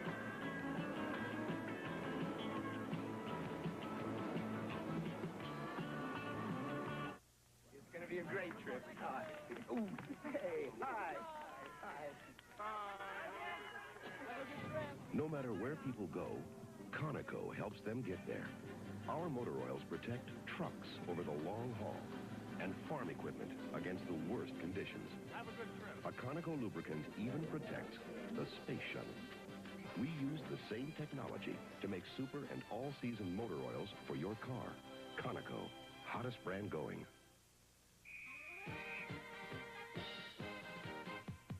What's more natural than natural light? When football fans and food team up for tailgating time, what's more natural than Natural Light from Anheuser-Busch? The beer with a taste for food that just naturally leaves you room for more. So when you're going for that extra yard, what's more natural than Natural Light? Back in North Wilkesboro, North Carolina for the Holly Farms 400, the 25th race on the Grand National Circuit this year as the season winds down, but the points battle continues to be very competitive. Bobby Allison, who is leading the point standings at this time, has already dropped from the race, and the guy who would like to move into the top spot in points, Darrell Waltrip, is leading this race.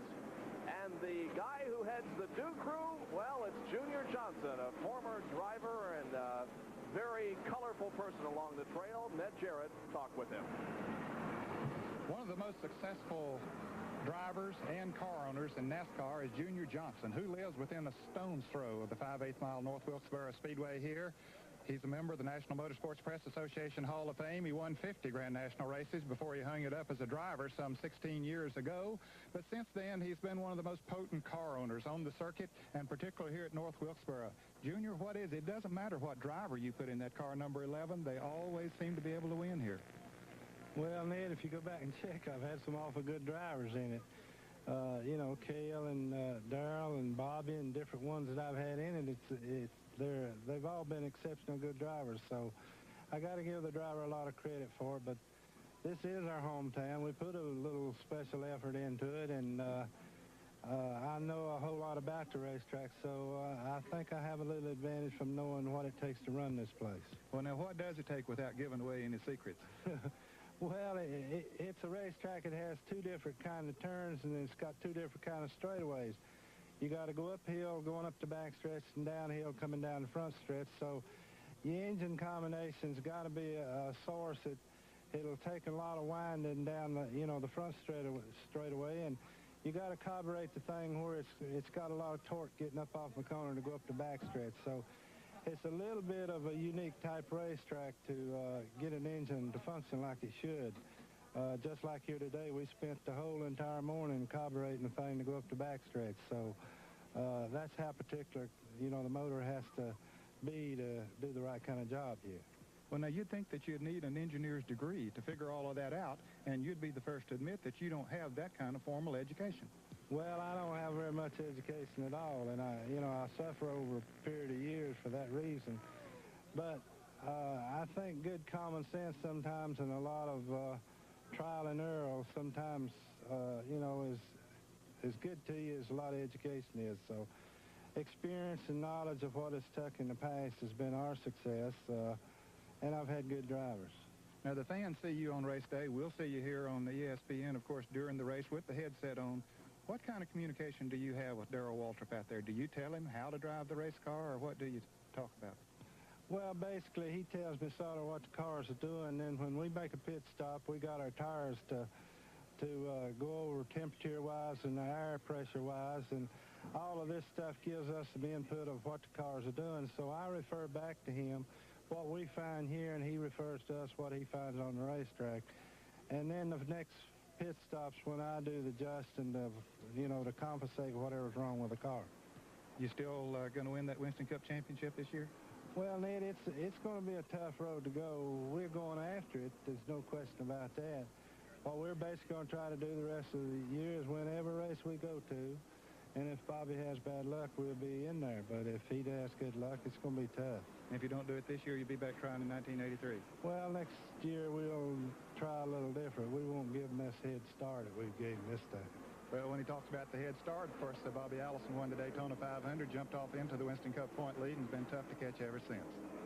And ESPN salutes one of the guys who has made NASCAR Grand National Competition what it is today, Junior Johnson. We'll be back with more of our live coverage on ESPN. Darrell Waltrip continues to lead. Harry Gant is second.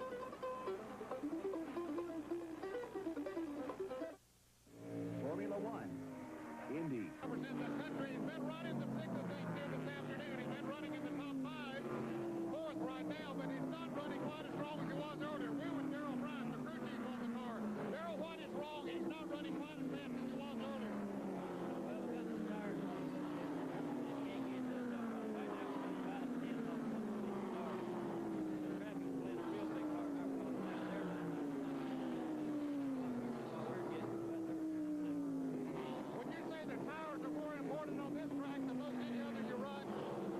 Well, not really. They're really important on that track. It's not going to get those tires on work at all. It really hurts you bad on the track like this.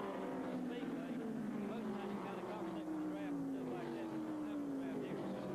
Here's a fellow that knows what he's talking about, Bob, because he used to drive one of these things before he became a crew chief. Two races, two Grand National races are held a year here at North Wilkesboro Speedway. Next year, the first race will be on April 17th. The Northwestern Bank 400, then the Holly Farms 400, scheduled for October 2nd of 1983. Upcoming races for the Grand National Circuit, the Miller High Life 300, October 9th of 1982, the National 500, that's at Charlotte Motor Speedway, the National 500 to be held on October the 10th. It's one of the most prestigious events on the NASCAR Winston Cup circuit. And then the 9th on Saturday, Charlotte will host a 300-mile NASCAR late model sportsman race, offering points in the Mid-Atlantic region of the rich Winston Racing Series, as well as the Budweiser Divisional Championship points. Big weekend at Charlotte Motor Speedway, the 9th and the 10th, the 300 late model sportsman race and the National 500. The 400-lap race here on this 5/8-mile track is now 242 laps into the event. 242 laps in. Darrell Waltrip is the leader.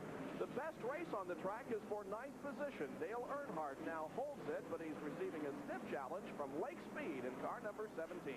Lake Speed, the former world go-karting champion, runs very competitive here at North Wilkesboro. Some of his finest performances in NASCAR racing, ironically enough, have come at the big track down at Daytona.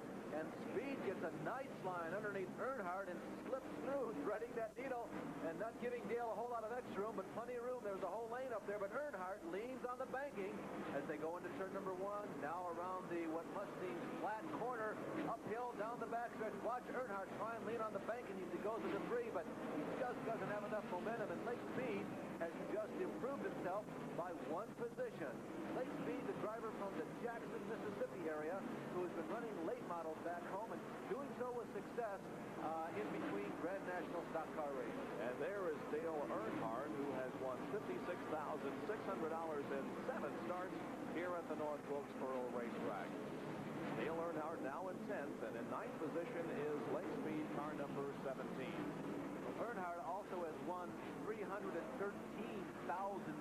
this year. That ranks him number 4 in total dollars won in the 1982 season. The interesting driver on that money won for the 1982 season list to me is, well, actually 2 of them, Ronnie Bouchard and Jody Ridley.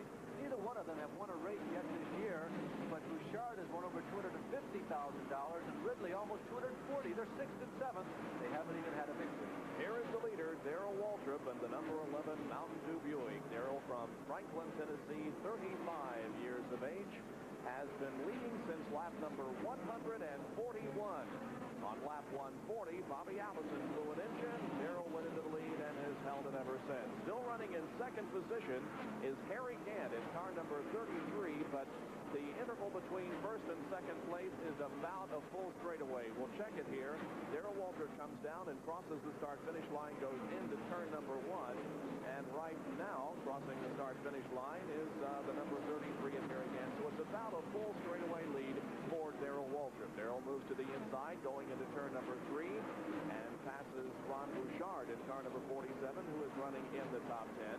The interval now we will pick up in time in terms of time. About 5.5, I'm going to guess. Brother. 5.4 seconds, the interval between Darrell Waltrip and second place, Harry Gant. Third place belongs to Joe Ruttman, and fourth place is Jeff Lodine. Those cars on the lead lap. Back in fifth position, a lap down, is Terry Labonte, car number 44. There he is. Well, some good action. Labonte in fifth place, still trying to make up that lap, but it doesn't look like he's going to have much of a chance of doing that. Earnhardt there at number 15 has been lapped twice. He's 2 laps down, as is Tim Richmond 2 laps down. That group of cars has been running very competitively all day. Jody Ridley has been lapped 3 times, and he is the leader of the contingent of cars that is 3 laps down. But they have been in heavy traffic most of the afternoon, and Speed, Earnhardt, Richmond, Labonte, and Ridley, gosh, they've been doing a lot of racing. Going at it tooth and nail, banging fenders, which is very much a part of short track racing. And I'll tell you, short track racing, whoever said it's not exciting, they were walking down the wrong alley. It's very exciting. Waltrip right now, by the way, is moving up as we continue to watch Earnhardt to lap Jeff Lodine, and that would mean that we have only 3 cars then on the lead lap if Waltrip can execute that. Well, we don't figure to be that close to any pit stops with about 250 laps down. Most of these crews are probably planning on going at least another 30 laps. See if earlier experience in this race is any indication before they stop again. There's a driver we talked about earlier, D.K. Ulrich in car number 6, the Pentax Cameras Buick. D.K. is 38 years of age. As we indicated, several different drivers have been in this car.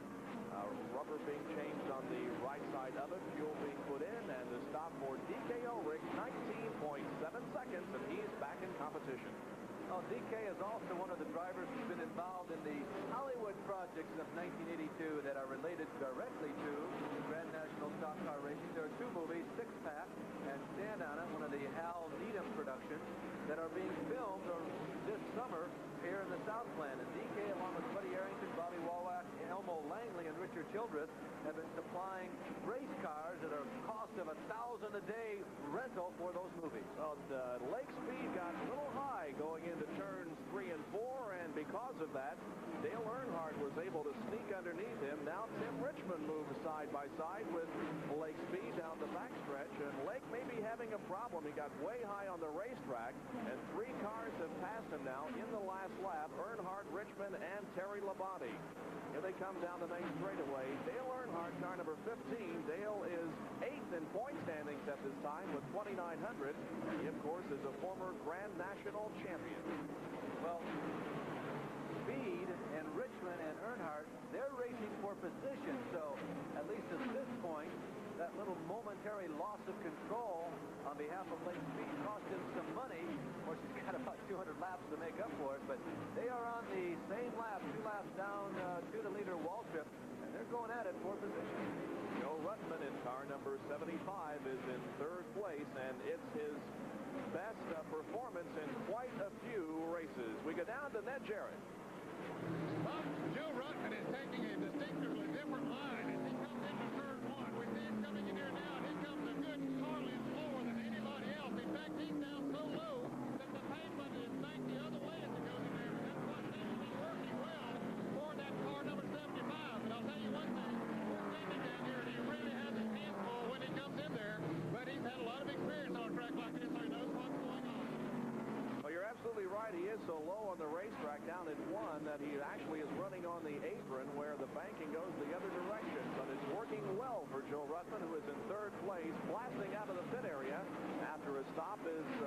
for 98, Morgan Shepherd, the Levi Garrett Buick. So we have seen a couple of pit stops here in the last few laps, and in a few more laps, we begin to see the leaders come in, I'm sure. Off of turn number 4, completing lap number 261, is Darrell Waltrip. Well, Joe Ruttman is the guy we commented earlier, originally lives in the Detroit area. Of course, he's the older brother, maybe the younger brother of the winner of the 1952 Indianapolis 500. There's Joe sliding out of turn number 4. Now, watch this low line Ned Jarrett was talking about. He hit the white line going into turn number 1. We don't see anybody else going down there. You see the other cars a good 2 or 3 feet above that white line. That's to give that line of demarcation to the driver so that they know that where the banking stops and the level part of the racetrack begins. And we are seeing several drivers down in turns 1 and 2 way up high on the banking. So it's a racetrack that the drivers can run several different grooves on. Right now, Darrell Waltrip is leader of the Holly Farms 400 at North Wilkesboro.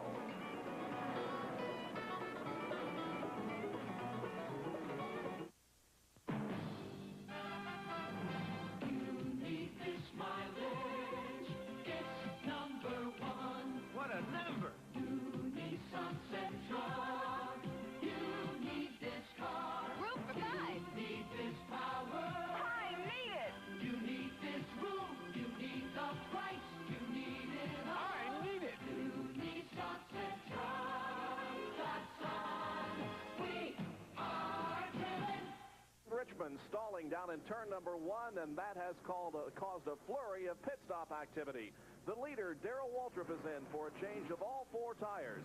He blasts out of the pit area. Ahead of him, Harry Gant is also in for a stop.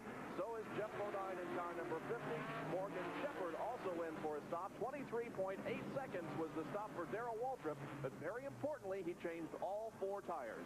Yeah, so did the Skull Bandit crew with Harry Gant at the controls. They changed all 4 tires and got out at almost exactly the same time. They fitted together. They pulled out together. Jeff Bodine was directly in front of him. Remember, Jeff was just lapped about 6 or 7 laps to go, and that crew, I'm sure, had hopes of getting out in front of Waltrip, which would have allowed Jeff to go all the way around the track with the pace car on the racetrack, picking up the leader, and possibly make up the lap that he lost under green flag. But it didn't happen that way. Bodine gets back out onto the racetrack, and he still is a lap down. He's only 3 cars behind Waltrip, and if the unpredictable occurs, as we look at King Richard in the pits, and Bodine has got a great setup and gets around Waltrip, he's got a shot at getting on the lead lap. Richard Petty still in the pits. Again, all 4 tires being changed on that car. Now he moves away.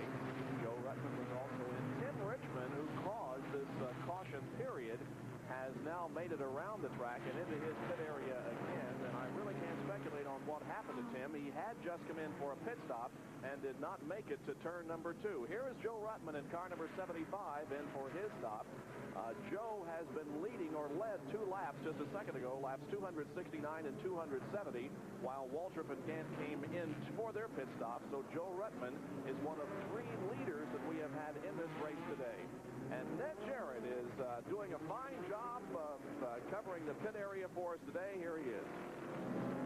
This is one of the tires that they just took off of Darrell Waltrip's car. This was the right front, and the tire wear is very good here this afternoon, Bob. One of the Goodyear engineers came over and measured the tread depth after the tire came off, and it has 4 30-seconds of rubber on the outside, 3 3/4 on the inside. So that means that the inside of that tire is really working well going into the turns. That's the way that they want it. And with only about 6 30-seconds of rubber on this tire when it was brand new, that is exceptionally good tire wear. So they got no problem from the tire standpoint here this afternoon. Well, one thing, it isn't excessively hot here today, and there has been a cloud cover, and this haze also continuing, so that could be leading to the fact that tire wear is not real great today. Well, that and the fact that Junior Johnson is relatively skilled at setting up a race car contributes to pretty predictable tire wear, I would suspect. Yellow continues to be displayed. The pace car is leading them through turns 3 and 4. The cars have lined up in their 2 abreast formation, but the pace car is going to stay out for at least 1 more lap. 3 cars now on the lead lap as Darrell Waltrip and Harry Gant and Joe Ruttman are in the outside lane. And the 4th place car of Jeff Bodine, car number 50, is the first behind the pace car on the inside. Well, in the 2 abreast start, of course, Jeff Bodine, as being one of the lap cars, has an interesting opportunity. He pulls right up alongside of Waltrip, and if he can out-drag race him into turn number 1, Bodine might get that lap back. We have several auto races coming up for you on ESPN, and we also have NBA activity as the Detroit Pistons will be taking on the Indiana Pacers at 7:30 p.m. Eastern Time, 4:30 Pacific Time on Sunday, October 31st, and then at 10 o'clock Eastern Time, 7 p.m. Pacific Time, it's the Phoenix Suns against the Denver Nuggets. NBA activity all year long for you on ESPN, including the playoffs. The pace car has pulled off of the racetrack, and the green is back out. Jeff Bodine, car number 50, who started from that inside position, has now moved ahead of Darrell Waltrip, and he is going to attempt to get back on the same lap. Bob, I think they're going to black flag Jeff Bodine. Jeff Bodine started to accelerate before the caution flag, and Jeff is going to be in a worse situation now than he was when he was a lap behind. The black flag coming out for Bodine as he passed the leader, Darrell Waltrip, before the green flag fell. You are absolutely right. Harold Kinder, the official starter for the Grand National Circuit, has black flagged Jeff Bodine, and that means he must come in for consultation. Jeff pulling to the inside of the racetrack, and he will make the stop right now. Meanwhile, the leaders, Darrell Waltrip and Harry Gant, swing high past him and continue on in the racetrack. There is Jeff Bodine screeching to a halt. All he has to do is stop, and now he goes again. Black flag because he jumped the start when we went back green. Well, Jeff does not lose a position. He is back out on the racetrack already. There he is going down the backstretch. He's at the very tail end of the field. He's still one lap down, and now I stand corrected as I think back. Yes, he will have lost some positions because the other cars on the track now who are also just one lap down, namely Labonte and Richard Petty, are on the racetrack ahead of him, so it did cost Jeff some positions. Here is Darrell Waltrip completing lap number 277. We have 123 laps to go. Darrell Waltrip has pretty much dominated this race, at least since Bobby Allison dropped out of the competition with a blown engine. That occurred on lap number 140. Harry Gant, the only serious challenge that Darrell has had to deal with in the last few laps. And although Harry is several car lengths behind, he still is in pretty good position.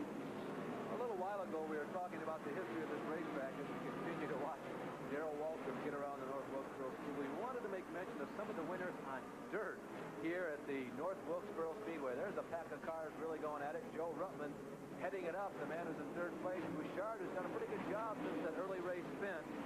All three flocks have won here at North Wilkesboro. Bob in 49, Fonte in 51, and Tim in 56. Kirchhoff and Griff in 1954. Dick Raffin won the other race in 54. And, of course, the legendary Speedy Thompson and Herb Thomas, both in the fabulous Hudson Hornets, have all won races here at North Wilkesboro when it was dirt back in the 40s and the 50s. In this group of cars that we're following, Ron Bouchard at 47, Joe Ruttman in car number 75. A few car lengths behind Joe Ruttman is Dale Earnhardt, then Mark Martin, Kyle Petty, Morgan Shepherd, and Lake Speed.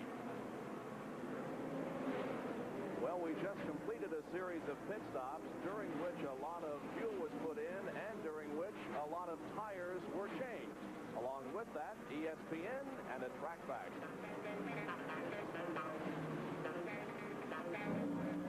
If you've ever jacked a car up along the highway, you know that the wheels have a tendency to sag and droop, and it makes it awkward to remove the tire if you have to change a tire.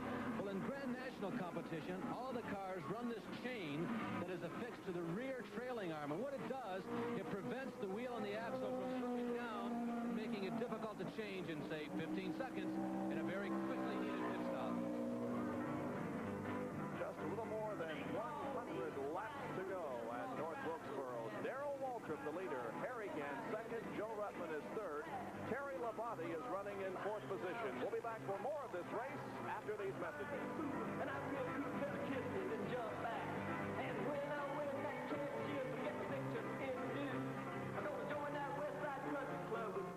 If you'd like to give a special gift to a boy or girl 8 years old and up, get your pencil ready and write down this address, because I've got just the answer for you. It's National Geographic World Magazine, published especially for kids by the National Geographic Society, the same people who produced world-famous National Geographic magazine. It brings real-life adventure, page after page of fascinating articles and pictures in National Geographic color on animals, outdoor adventure and science, sports, hobbies, and crafts. Yet, while it entertains, it fulfills curiosity, stimulates imagination, and encourages your youngsters to read more. It's amazingly inexpensive, only $8.95 for 12 monthly issues in brilliant geographic color. No fuss, no shopping, no wrapping, no shipping. Compare this once-a-month, 12 times a year gift to a single gift from a toy shop, and you can see what a bargain this is. You cannot get it at the newsstand or bookstore. You can only get it through the mail, and it's so easy to order. Just send your young person's name and address along with $8.95 to National Geographic World, Box 121, Plainville, Connecticut. Each issue has exciting surprises, puzzles to solve, games they can play with their friends, mazes to work out, punch-outs to put together, and 4 times a year, super-sized pull-outs to put on the wall. What a marvelous gift for any young person. It pleases while it teaches. And when you send your subscription order today, we'll also mail a special personalized gift card from you. So send $8.95 along with your young person's address and your name for the gift card to National Geographic World, Box 121, Plainville, Connecticut, 06062. 12 colorful issues with exciting games and puzzles, big super-sized pull-outs, and a card from you. This gift lasts a year. The benefits may last a lifetime.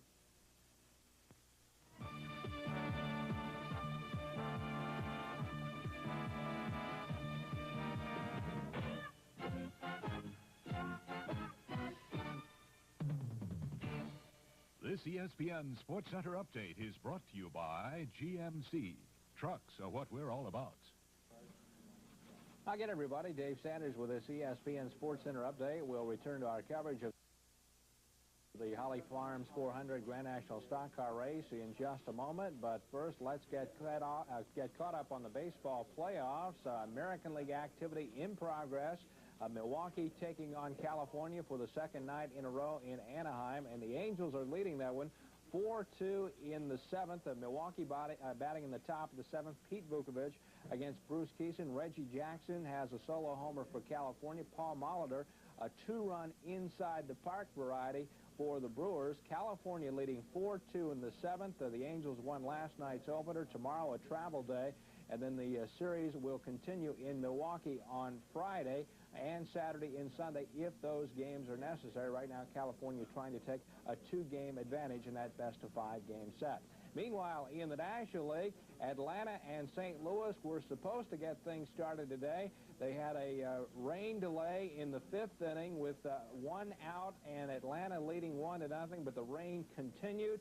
They had to postpone the affair, so it will be rescheduled, and everything will go back to scratch. They'll start it all tomorrow night. So the opener, Atlanta and St. Louis now in the National League, will begin tomorrow night. Pascual Perez will pitch for Atlanta, and Bob Forsch on the mound for the Cardinals. Phil Niekro and Joaquin Andujar had started today. We're going to get caught up on activity in the National Hockey League after we hear this word from GMC. Diesel news from GMC Truck. The 6.2-liter truck diesels available in hard-working GMC pickups. The diesel-powered four-wheel drive Jimmy. And GMC Suburbans with plenty of tow power. And now GMC offers the 6.2 diesel in its vans. Versatile trucks that are very economical. See all these fuel-saving diesel-powered trucks at your GMC dealer. At GMC, trucks are what we're all about. Lots of activity in the National Hockey League. Let's go to the board. Quebec leading Buffalo 6-4 in the third. Peter Stastny with a hat trick for the Nordiques. 2-1 St. Louis over Detroit, third period. Washington has just defeated the Rangers 5-4. That is a final. Montreal hosting Hartford. Canadians lead 2-1 in the second. Chicago leading Toronto 1-0. Blackhawks with the advantage at the end of one. Minnesota playing at Winnipeg, who leads 1-0 in the second later tonight. Vancouver will take on Los Angeles. That gets you caught up on scores at this hour. I'm Dave Sanders, ESPN.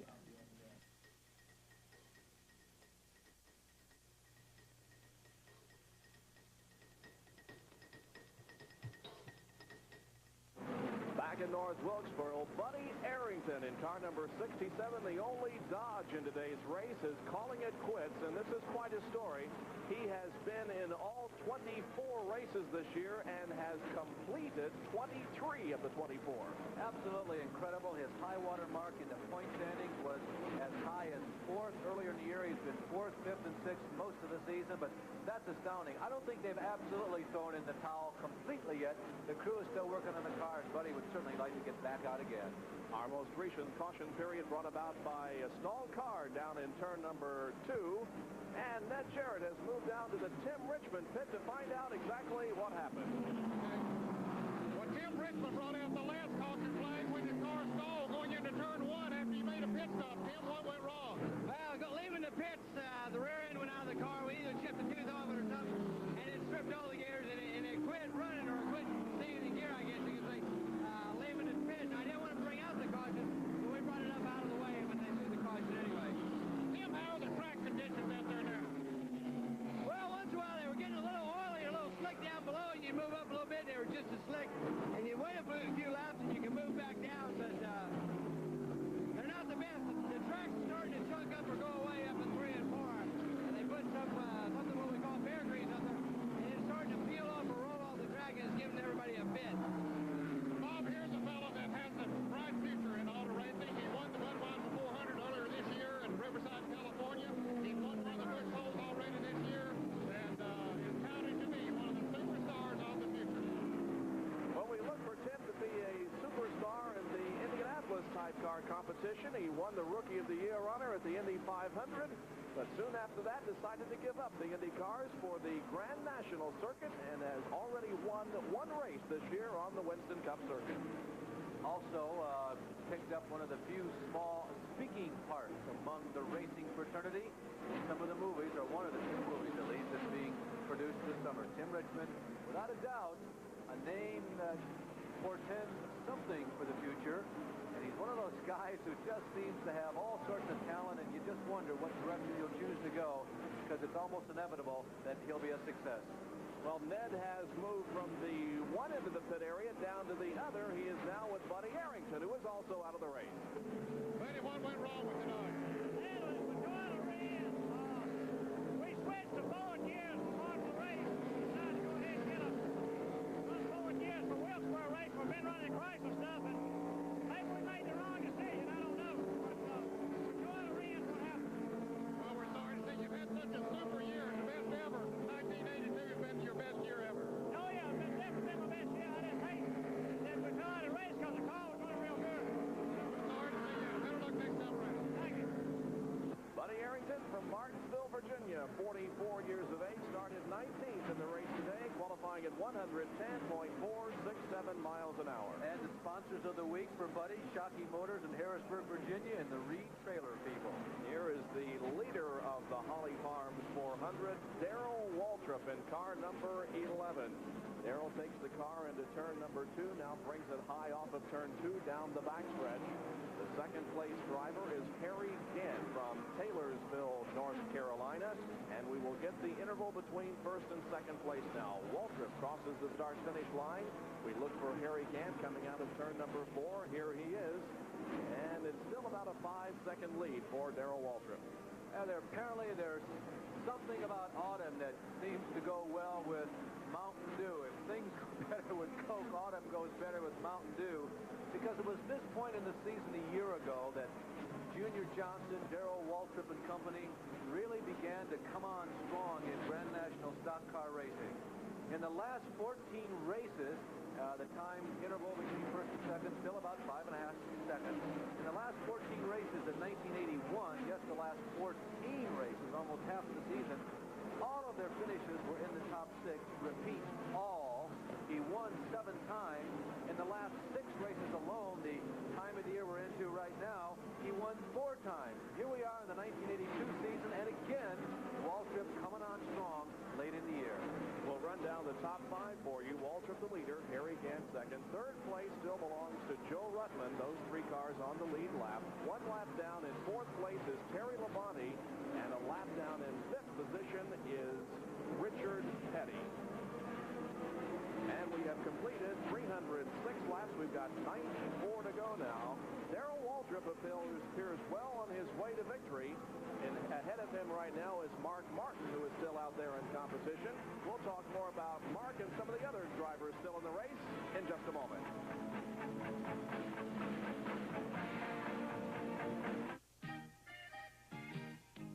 What's more natural than... 82 covering live for you today, the Winston Cup 400-lap race from North Wilkesboro, North Carolina Speedway. The leader, Darrell Waltrip, in the number 11 Mountain Dew Buick. Harry Gant in the Skull Bandit Buick is running in second position. Third place belongs to Joe Ruttman in car number 75. A good job of driving by Joe Ruttman. That is the Raymock racing car, and Butch Mock is with Ned Jarrett. His name is what helps to make up part of the Raymock name. Butch, Joe doesn't seem to be running quite as well now as he was earlier. Well, we just changed tires in that last caution, and the chassis is real loose now. We should be able to go the rest of the race on the tires, but if not, we'll have to just ride it out like it is. Don't think he's got much of a chance of catching Waltrip, though, huh? No, he's running awful good today. Well, all three of those cars up front are running awfully good. In fact, this is one of Ruttman's better runs, or at least let's say that he stayed in longer than he has been in a lot of the races earlier this year, Joe Ruttman from Upland, California in the Penn Derry Buick running in third place. As Larry indicated, he has already said that he will not drive that car next year. The cars out of the race: J.D. McDuffie, Dean Combs, Jimmy Walker, Ronnie Thomas, and Ricky Rudd. Also dropping out, Buddy Baker, Joel Stowe, Bobby Allison, Buddy Arrington, and Tim Richmond. But there are a lot of cars still out there in competition. Some of those that we haven't talked too much about include Mark Martin, the number 02, James Hilton, car number 48, and also still out there in competition, Dave Marcus, in car number 71. And there were three drivers who came to North Wilkesboro this weekend who were not fortunate enough to qualify for the field. Ed Bogus, a driver whom we had not seen at a Grand National track before. Rick Newsom, who has the Bojangles sponsorship, another one of those outgrowths of the movie activity of this year. And Eddie Falk from Norfolk, Virginia, also entered here. He crashed but was uninjured on the backstretch here at North Wilkesboro this weekend. Mark Martin from North Liberty, Indiana, is still out there in competition as we continue to watch our leader, Darrell Waltrip, in car number 11. There is Mark in car number 02. Mark is 17th in the point standings this year. Has not had all that great a season. He has won $93,395 on the Winston Cup Trail, has accumulated 2,383 points, and has driven in all 25 races to this point. But Mark Martin not doing as well in the Winston Cup Series as he did in American Speed Association competition. He was a three-time champion, and the car looked a little loose there in turn number 2. The back end got around on him. More than just a little bit of smoke coming from the right rear tire as he was battling with Terry Labonte on the racetrack. Mark has been the subject of a very interesting revelation for the 1982 season. Faye Darnell from the north and Bobby Jones from the south are going together in the Darnell-Jones Company, and they will debut their brand new car at Charlotte next week. There is Jackie Martin, Mark's mother, who is a permanent member of the team. She's also the business manager of the Mark Martin racing team, but they will, or rather Mark will debut the new Darnell-Jones race car October 9th in Charlotte, just next week. As we indicated, Mark Martin won many races in ASA competition. He came here to Winston Cup racing for the first time full-time this year, but hasn't tasted It's a little bit tough, and it's hard to get used to. And but you know, I didn't win my first year in ASA either, so that's the thing that keeps me going. Is I remember that I was thrilled to death to finish in the top 10, and you know, in the if we'd go to an ASA race, I'd be thrilled to death if we had a top 10 finish, and that's kind of how it is now. And it was fun for me to make the improvements and become more and more competitive in ASA, and I think I'm going to, I think this is going to be even a bigger reward for me. Well, he drove in a few races last year, but this is his first full season, and he is in the battle for Rookie of the Year in Winston Cup racing. We will be back with more action from North Wilkesboro, North Carolina in a moment. What's new in cars? One that's as easy to drive as a tricycle and as easy on gas as a motorcycle. America's three-wheeled idea car. Talking about Mark Martin being in the battle for Rookie of the Year honors. He is in second place in the point standings. Jeff Bodine is the leader with 217 points. Brad Teague is third with 107, and Jim Sauter fourth with 46 points. Now, the Rookie of the Year is not determined by the points. It is rather voted on at the end of the year, but the points certainly play a part in the voting that's done, Larry. They play a major role, Bob, and like a year ago, it's going to be a tough decision again. Martin had that big lead early in the season. A lot of folks thought that Rusty Wallace was going to mount a full season run for Rookie of the Year honors in Grand National Racing, but that didn't happen. Bodine landed the ride in the then called Performance Connection race car about a third of the way into the season. It has really come on very strong. The car now has had a sponsor change. The man who owns the race car has several businesses that he is involved with. And to that end, Cliff Stewart has put the name of Spectrum Furniture on the side of the Pontiac. But it is still the same team, and Bodine has been very successful with it. Here's the leader, Darrell Waltrip, in the Mountain Dew Buick. Darrell leading since lap number 140. The speed of the race at this point is 96.058 miles an hour. We have been under 4 caution periods, one for a blown engine on the J.D. McDuffie car. Dale Earnhardt brought out the yellow for a spin. Then Bobby Allison's engine let go, bringing out a yellow, and the number 2 car of Tim Richmond stalled down in turn number 1 to bring out the most recent caution period. And here is a story. Darrell Waltrip on the outside in turn number 4, or rather turn number 2, passes the third place car, and so now only 2 cars are on the lead lap, Darrell Waltrip and Harry Gant. And Waltrip continues also to put distance between himself and Harry. Darrell, as you see, entering turn 3 right now. Harry entering turn number 2. So it's not quite a half a lap lead, but it certainly is a substantial lead as Waltrip is just orbiting around this racetrack with the consistency of a planet around our sun, and nobody is getting anywhere near Darrell Waltrip today, or so it would seem. Could win number 10 be on the horizon? Well, we're coming down to the latter stages of the race. We have well under 100 laps to go, about 75 to be exact, and Darrell Waltrip certainly has been the main man here today, but that's nothing new. Over the past 5 years, this guy has been the dominant driver in Grand National Racing. Waltrip is the leader of wins in the last 5 years of this type of racing. He has won 45 times as we tune in on Dale Earnhardt, who is not among the top 5 in winners over the last 5 years. Cale Yarborough, ironically enough, is second with 34 wins. Make that Yarborough is now third. Bobby Allison has moved into second, but Cale and Bobby also in the top 5. Most wins in the last 5 years. Dale Earnhardt off of turn number 4, approaching the number 24, driven by Cecil Gordon. They go into turn number 1. Cecil Gordon is driving the Western Carolina forklift Buick. Cecil hails from South Hill, Virginia, is 41 years of age, and is among several cars still out there in competition. Now, Cecil, in talking with him earlier this weekend here at North Wilkesboro, who has prided himself in the past 2 seasons of fielding a car for every race on the Grand National Circuit, admits that he doesn't think he's going to be able to do it in 1983. They're already in a position where they're selecting 15 or 16 races that they will be competing at next year. And they're kind of in the market for a driver. They would like a driver who perhaps is already funded with a sponsor to come along and hook up with them for the 1983 season. Here's a man who back in 71 and 1974 was third in the point standings when he was able to run the whole season. He's had quite a number of drivers since that time. Morgan Shepherd drove this car for a while last year, right after Morgan lost his ride in the Performance Connection car.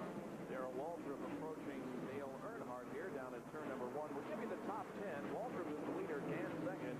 Joe Ruttman is third. Terry Labonte is fourth. Richard Petty running in 5th place. Jeff Bodine is 6th. 7th is Ron Bouchard. 8th position belongs to Dale Earnhardt. And 9th is Lake Speed. 10th place is the number 71 of Dave Marcus. Then in 11th is Jody Ridley. And 12th is Kyle Petty. Only 2 cars now on the lead lap, Waltrip and Harry Gant. The North Wilkesboro area, nestled among the brushy mountains that we have shown you several times today, it really is one of the more interesting areas, not only in the Grand National Trail, but maybe even in our country. It's one of the main centers of the furniture building industry in America. We're just off the Blue Ridge Parkway, which a lot of people will tell you is one of the most scenic of all the roads running across America.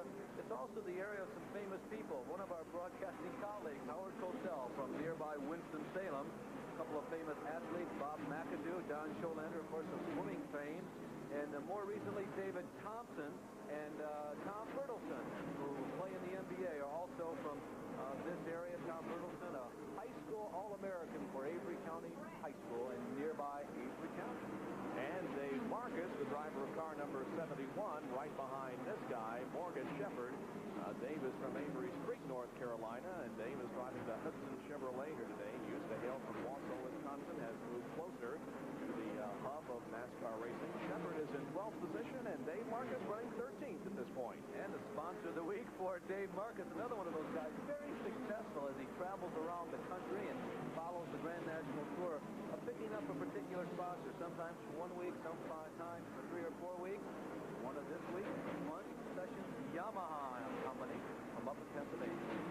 Morgan Shepherd, car number 98, the Levi Garrett Buick. Morgan, one of the regular competitors on the Grand National Circuit. Well, Darrell Waltrip continues to lead, and the fans continue to wait and see whether he'll be able to pull off the victory this afternoon.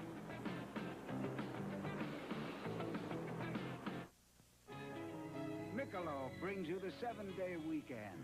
Boy meets girl style.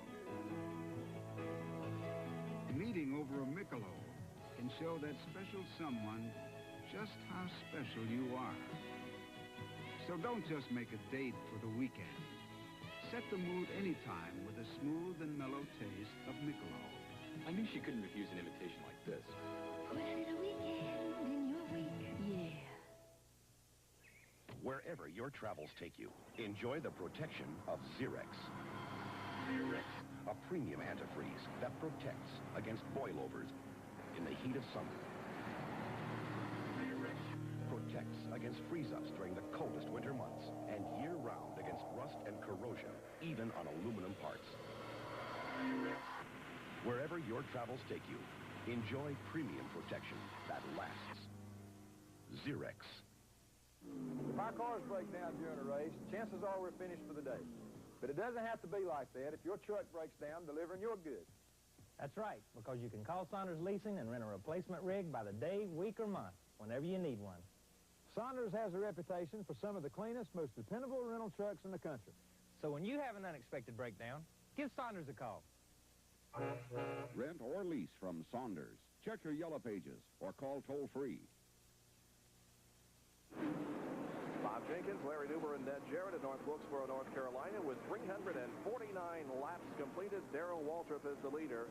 He has made it look very easy in this race. He's made it look easy this year on the trail, and we ask him why. Well, I don't know. I'd like to think I could do that everywhere, but we work really hard here for this race. We've been here once before a couple of weeks ago testing, and Junior puts a little extra effort into this race, and I guess I do too, really, when you get right down to it. And it's the type of racetrack I enjoy running on. I like a half mile that's got a lot of room to pass on, and this track does. It's got 2 or 3 good grooves. You can go high, you can go low, and it's just a great race for a short track, and I enjoy running here, and I think that helps us a lot. Darrell Waltrip talking about this 5/8-mile racetrack here in North Wilkesboro, North Carolina, that he has pretty much dominated today. He brings the car out of turn number 4, crosses the start-finish line once again, and now completes 353 laps. 47 to go, and Darrell, it looks like, is well on his way to victory, Larry. Well, his car owner, Junior Johnson, won this race 1 time as a driver, this race, and 5 more times since as a car owner. So to call this place the home track, not only because of the close proximity to where the Junior Johnson garage is just part of the story. It's also the success that this man who was recently initiated, Junior Johnson, into the North Carolina Sports Hall of Fame. There are only 2 other racing personalities who are in the North Carolina Sports Hall of Fame. 2 of the more prominent residents of Randleman, North Carolina, Lee and Richard Petty. Well, how are things shaping up for the Duke crew? Here is Ned Jarrett to talk with Junior Johnson. Well, here's the man of the hour in the pit, the lead, the Junior remember, Junior, it looks like everything has been going super well out there. Well, right now, Dad, we look like we're in pretty good shape, but, you know, the race is never won until checkered flag falls, so we're not, you know, anticipating we got it been won by them things. We just got to wait and see. Can you go the rest of the distance without another stop? Yeah, we can. We can go all the way. We were looking at your tires there a moment ago that came off the last time. It looks like you're getting exceptionally good tire wear. We are. Our tire wear is pretty even all the way across the right side and left side, so we're in good shape. Most of the time when your car handles as good as this car's handling, you do get good tire wear. Have you made any adjustments on the car today? Yeah, quite a few. We started the race in good shape. The track started getting slick, so we added spoiler and quite a bit of bite to it, so we've done a lot of adjusting on it. Bob, when it says quite a bit of bite, that means they shifted the weight from the right side to the left rear, so it'll get better traction coming off the turn. And Junior has answered a question that I have been wondering here in the last few laps. Will they have to make another pit stop before this race ends with just a little more than 40 laps to go? And at least Darrell Waltrip isn't going to have to. Well, theoretically, again, 100 miles per load of fuel, so that would mean maybe a maximum of 2 stops in a race like this. I don't know, what is 400 laps on 5/8 of a mile? If I had done really good in high school math, I could probably help you out. But basically, if this were a half-mile track, obviously, I can handle that one. That would have been a 200-mile race, meaning 2 loads of fuel. We're a little longer than 200 miles in this event, so for the total of the event, that would indicate that certainly 2 stops would have been more than enough in terms of fuel. But again, tires become such an important factor in this particular race. Jody Ridley is a driver of car number 90, the Stacy Ford. Jody hails from Chatsworth, Georgia. There he is, running alongside Lake Speed. Jody is 40 years of age. He has 5 top 10 finishes this season. And his car owner also, Junie Dunleavy, one of the old line of NASCAR racing, along with Junior Johnson, Bud Moore, the Pettys, and Elmo Langley and Jay Thomas, as Buddy Harrington pulls out of the pits and heads back. Talk about one of the old liners in NASCAR racing. Junie Dunleavy, the crew chief and man who puts together this racing team for Jody Ridley, certainly one of the prominent personalities of this sport. Ridley has been a real consistent runner all year long, although he hasn't been close to victory. As we indicated, Buddy Harrington is back out there on the racetrack. We saw him pull out of the pits just a couple of laps ago. He told us earlier that he was having problems with that car, but apparently they have gotten them fixed, and Buddy Harrington is back out there in competition. Well, Buddy's trying to make it 24 out of 25, several laps. No, a ton of laps in arrears, but Buddy certainly gets the award for perseverance. He's back out of the Speedway. The number 52 car driven by Jimmy Means as we continue to go through the field and pick up some of those who are still out there in competition. He has won $18,000 in 12 starts here at North Wilkesboro, North Carolina. Jimmy Means, hailing from Forest City, North Carolina, driving the Broadway Motors Pontiac. Jimmy's 32 years of age. And he was his crew was the crew that came out with the Boo Crew T-shirts about a month ago, picking up on the success of the New Crew campaign. Jimmy is a tall, lanky gentleman who is another one of those independents who enters every one of the races on the Grand National Australia. Has a nickname that a lot of people use called Mutt Beans, and that came from the days, he says, when he used to work with Smokey Yunick. When he wasn't really a complete Smokey, he was just a little smut, at least according to Jimmy. Well, members of the Dew Crew seem rather relaxed. A few of them are working their stopwatches. Junior Johnson is looking on, keeping in radio contact with Darrell Waltrip out there. But right now it is looking good for Darrell. He still has about a 5.5 or 6-second lead on second place. Harry Gant will return at North Wilkesboro after these messages.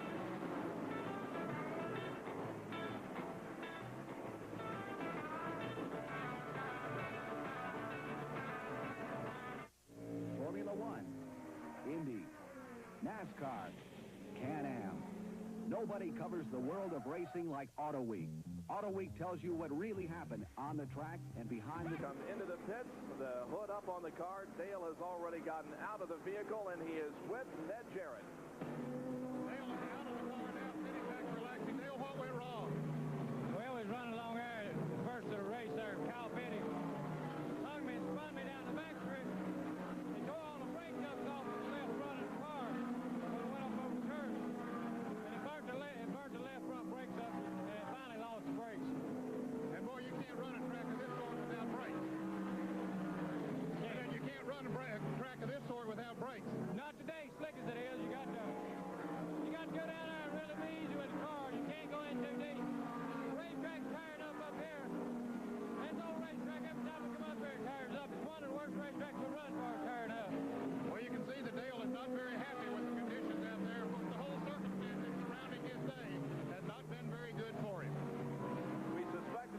brake problem because Dale got up very close to the outside wall in turn number 2 a couple of laps ago. And then when he came into the pit area, members of his crew were running alongside the car in an attempt to slow it down.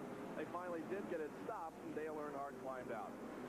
Well, apparently there's a problem developing with the racetrack up in 3 and 4. It's the turn there, that's the high-speed turn.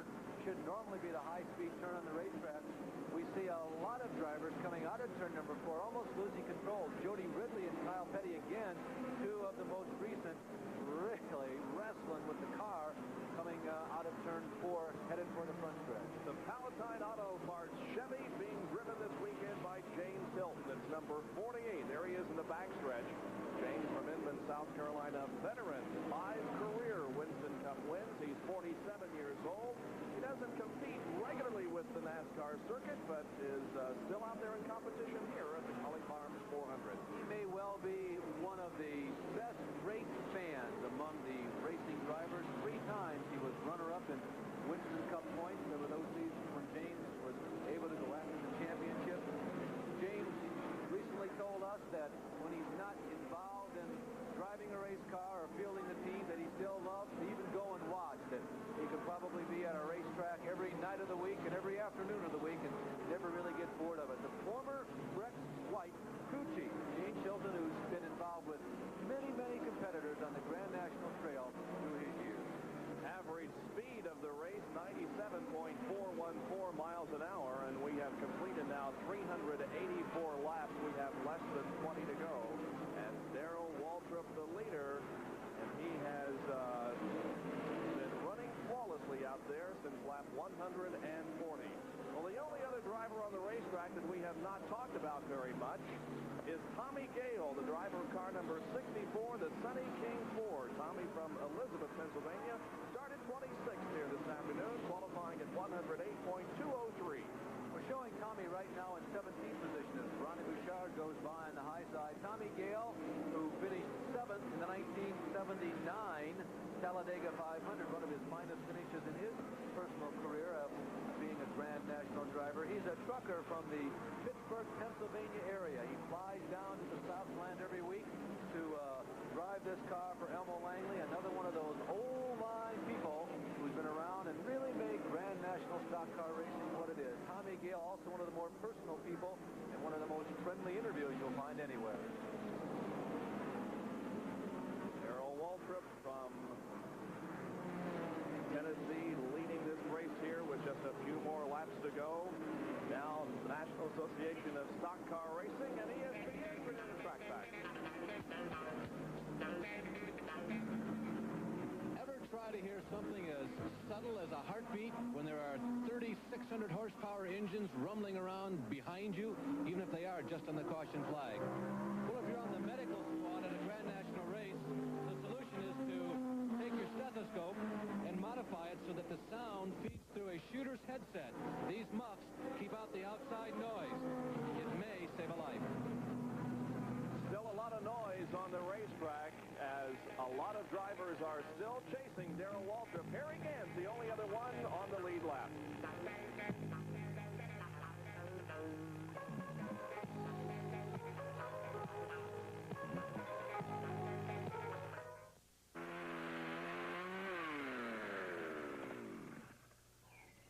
You know, this little baby has saved me plenty of time and money, and it's made my life a lot easier, too. So I keep my chainsaw in real good shape. Problem is, all the good care in the world can't keep the saw blade from getting dull. Come, let me show you what I use. It's the professional tool for homeowners like me, the Miracle Chainsaw Sharpener, and it's worth its weight in gold. The Miracle Chainsaw Sharpener is really easy to use. It locks securely onto the blade of your chainsaw. Once attached, simply put one of the grinding wheels that come in the kit into any drill, even high-speed drills, and you're ready to go. Features like positive alignment assure the correct blade angle and proper guide height. And positive indexing guarantees that each and every sawtooth is honed to a razor-sharp edge. Miracle Chainsaw Sharpener is constructed of heavy-duty metal and will work right along with your chainsaw for years to come. The Miracle Chainsaw Sharpener Kit comes complete with 2 grinding wheels and is only $14.95 plus $2 shipping and handling. You know, if you've ever had your chainsaw sharpened by a professional, you can see what a bargain this is. Because in only 3 or 4 usings, the sharpener pays for itself. You know, since fuel costs have skyrocketed, I always keep a good supply of wood around the house. So my miracle sharpener and my chainsaw are more important to me than ever. Now, here's your announcer to tell you how to order. To order your Miracle Chainsaw Sharpener by credit card, call toll-free 1-800-544-1000. That's 1-800-544-1000. Or send $14.95 plus $2 shipping and handling to Miracle Sharpener, P.O. Box 121, Plainville, Connecticut, 06062. That's Miracle Sharpener, P.O. Box 121, Plainville, Connecticut, 06062. Or call 1-800-544-1000. The final stages of the Holly Farms 400 unfolding here. The question is, can Darrell Waltrip continue in the lead and win his 10th race this year? 7 laps to go. Darrell has led 327 out of the 400. And if he continues with the pace he's now setting, goes on to win this, he's already led more laps than any driver could possibly lead here today. He will be going into next weekend's race in Charlotte just 15 points behind, still, but behind Bobby Allison. 15-point deficit going into Charlotte should Waltrip go on to victory here. And ESPN has a couple of more NASCAR races that we'll do live for you this year. We'll be in Rockingham, North Carolina for a 500-mile race on that super speedway. And then we will conclude our NASCAR season at Atlanta International Raceway.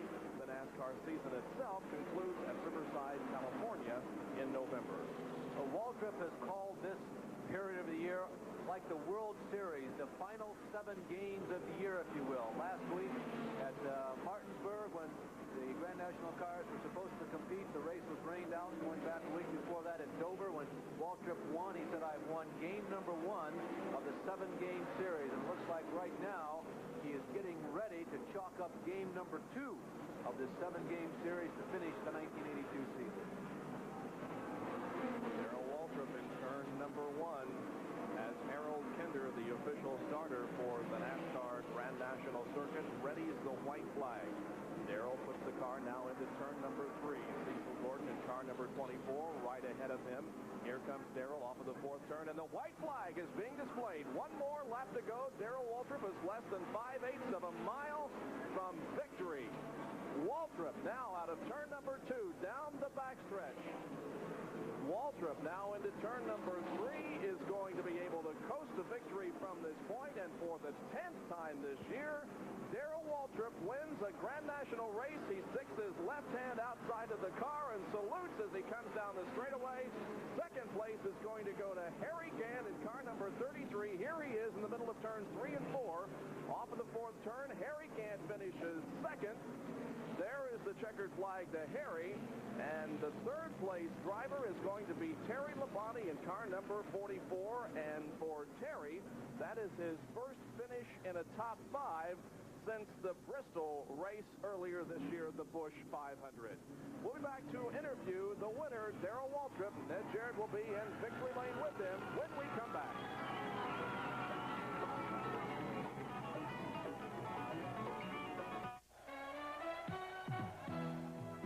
Buds for all the guys who keep the action from getting out of hand. This bud's for you, for all you do. The king of beers is coming through. Yeah, just for you, that distinctively clean, crisp taste that says Budweiser. For all you do. This Bud's for you. Activision presents Mega Mania, a new video game for your Atari video computer system. 1, 2, 3, 4, Mega! Mega Mania! Mega Mania! It's gonna drive you insane. You got to survive, you got to run to stay alive. Mega Fetish, the day you get it. Never gonna let you alone. Mega Mania is a video nightmare because it's impossible to stop. Designed by Steve Cartwright. Mega Mania! For Activision. Take off with the most exhilarating new car of the year, the Datsun Turbo ZX. Now available with 5 speeds in 2 or 4-seater. The 5-speed Turbo ZX. This year, shift into something awesome.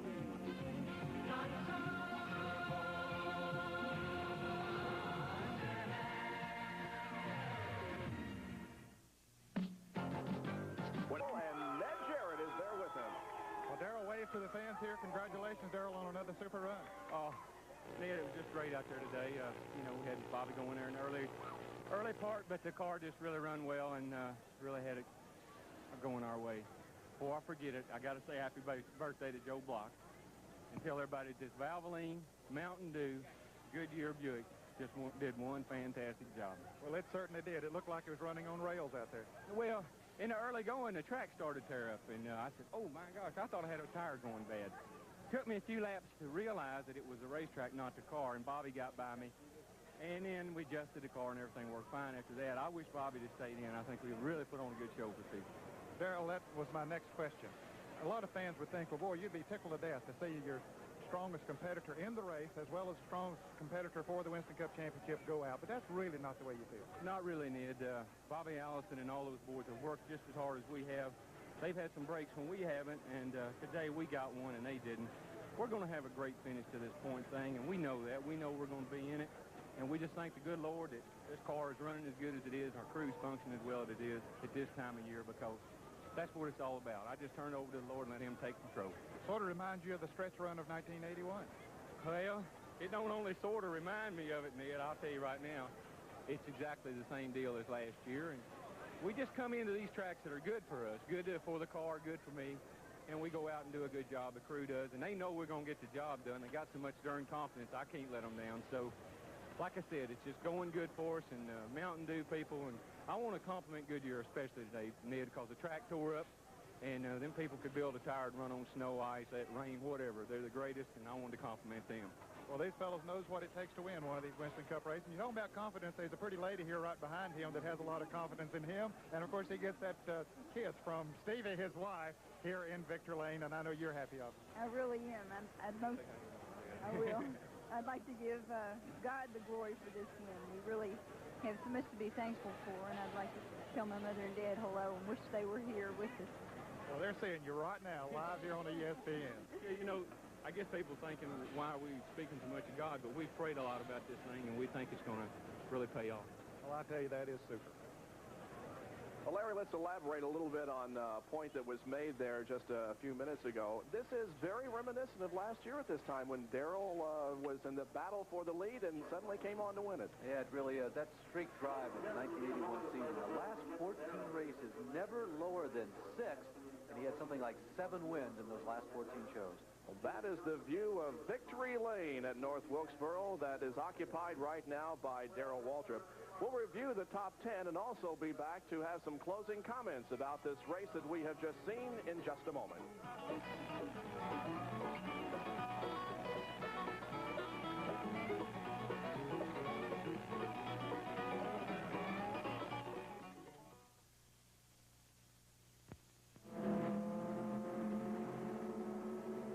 I do a lot of weekend driving in pretty heavy traffic, and everything's riding on my Goodyears. These racing tires give me the kind of handling I need. And during the week, I count on Goodyear street racing. Unofficial speed of the race, 98.071 miles an hour. And the NASCAR officials have calculated for us, and as you indicated, Larry, it is a 15-point difference between Allison and Waltrip as we go to the next race. A summary of this race showed we had only 2 leaders, 4 lead changes, and a total of 4 caution periods. The average speed, 98.071. The time was 2 hours, 32 minutes, and 15 seconds, and the winning margin was 10 seconds. Something else that was nice about today's race, there are a lot of folks who've been out there slugging away all year long, have had some tough breaks, and they had good days today. Some of those people, Jeff Bodine, who has qualified very quickly on a number of occasions this year. Jeff had a real shot at maybe even a runner-up, certainly a 3rd position, until he over-anticipated a green flag on a restart. He had to pull into the pit area. It cost him a couple of positions, which he never made up. Jeff ended up coming home in 5th position. Joe Ruttman, who has dropped out of so many races today, or rather this year, was as high as 3rd The car slowed down on him a little bit near the end of the race, but he was on the track at the end of the race, and that has got to be a victory of some sorts for Bob Rahilly and Butch Mock, and congratulations to that crew. They recently heard that Joe is planning on leaving them at the end of the season, but it was a great day for the Ray Mock Racing team and Joe Ruttman. And as far as the Petties are concerned, Richard finished 4th here this afternoon, and Kyle was in 10th position, so both of the Petties in the top 10.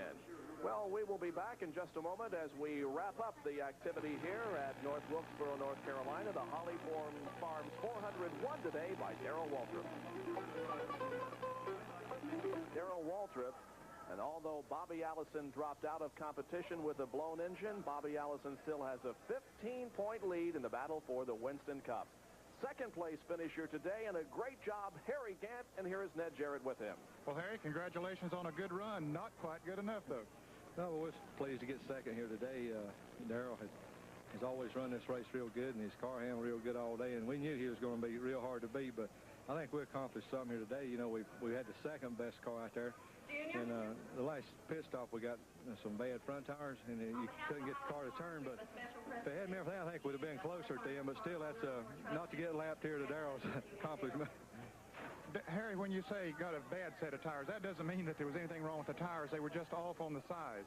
Well, it was off on the size, or it might have been some compounds vary a little bit. It's more likely would have been the size because it were new, but you can't predict what they're going to do once they get hot unless you've run them a few laps. So we went with brand new ones instead of a scuffed tire the last time, and evidently the right front must have growed real quick, and then the car would never turn. It get hot and give up once it got big. So other than that, I think we could have stayed up real good if we'd have kept the tires like we had coming on early.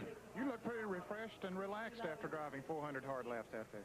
Well, 400 is not really that much here, you know, on this racetrack, and like it is on a bigger racetrack, but it's not that much, really.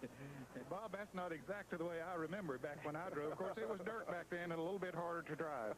All right, Ned. Harry, of course, was the winner of the Winston Cup race earlier this year in Martinsville, Virginia, and the most recent Martinsville race was rained out. I'm sure Harry will be looking for his second win when they return to Martinsville. Bob, I want to make mention of one other guy who had a pretty good day, Lake Speed. He was fast in qualifying yesterday, and he turned in an excellent performance here this afternoon in the 400-lap race. Lake was on the racetrack with the Petties, with Dale Earnhardt, with Ron Bouchard and Jody Ridley most of the day. He was always in heavy traffic, or so it seemed every time he looked up.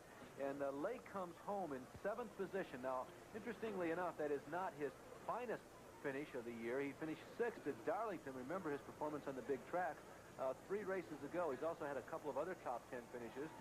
You might have guessed it. Daytona was a 9th place finish in the July 4th race there. But Lake Speed, congratulations, old buddy. You had another good day here, and they've not come all that often for him. He's one of those people struggling to make a name for himself. And what about Terry Labonte, who finished in 3rd place? Terry, of course, with a very successful first half of the season, was the winner of the halfway point in the Winston Cup standings. And Terry had not had a top 5 finish since the race at Bristol, but finishes 3rd here today. And he had a rough going in the early stages of this race. He came in for several pit stops, and the hood was up on the car several times, but he managed to come home in 3rd position. Yeah, we never really got a confirmation on it, but I'm guessing that the hood went up for some chassis adjustments. You can change the chassis by going in under the hood, because the car was running in the top 2 or 3 positions there the first 10 laps of the race, and then suddenly started to back up. Terry is another one of those teams that is involved in the year innuendo situation, if you will. There might be some changes on that team for next year, but Labonte running a very strong second half of the race here this afternoon, and he racks up yet another top 5 finish, top 4 finish, and he's had quite a string of those this year. All right, let's review the top 20 for you. We like to give you as many positions as we possibly can as far as finishes are concerned. The winner of the race, of course, was Darrell Waltrip. Harry Gant finishes 2nd, and Terry Labonte was 3rd. Richard Petty finished in 4th position, and Jeff Bodine was 5th. 6th place, Joe Ruttman. The 7th place finisher was Ron Bouchard. 8th was Lake Speed. 9th was Jody Ridley, and 10th was Kyle Petty. Finishing 11th was Dave Marcus. 12th was Mark Martin. 13th, Morgan Shepherd. 14th, Jimmy Means, and 15th, D.K. Ulrich. 16th finisher was Jeff McDuffie. 17th, James Hilton. Cecil Gordon finished 18th. Tommy Gale 19th. And Dale Earnhardt finished in 20th position. Today's race was brought to you by Saunders Leasing System. Rent or lease the big rig from Saunders. And by Natural Light, the beer with the taste for food. Well, ESPN will have another live telecast for you from Rockingham, North Carolina, the Warner Hodgson American 500, live on Sunday, October 24th. We hope you'll be with us.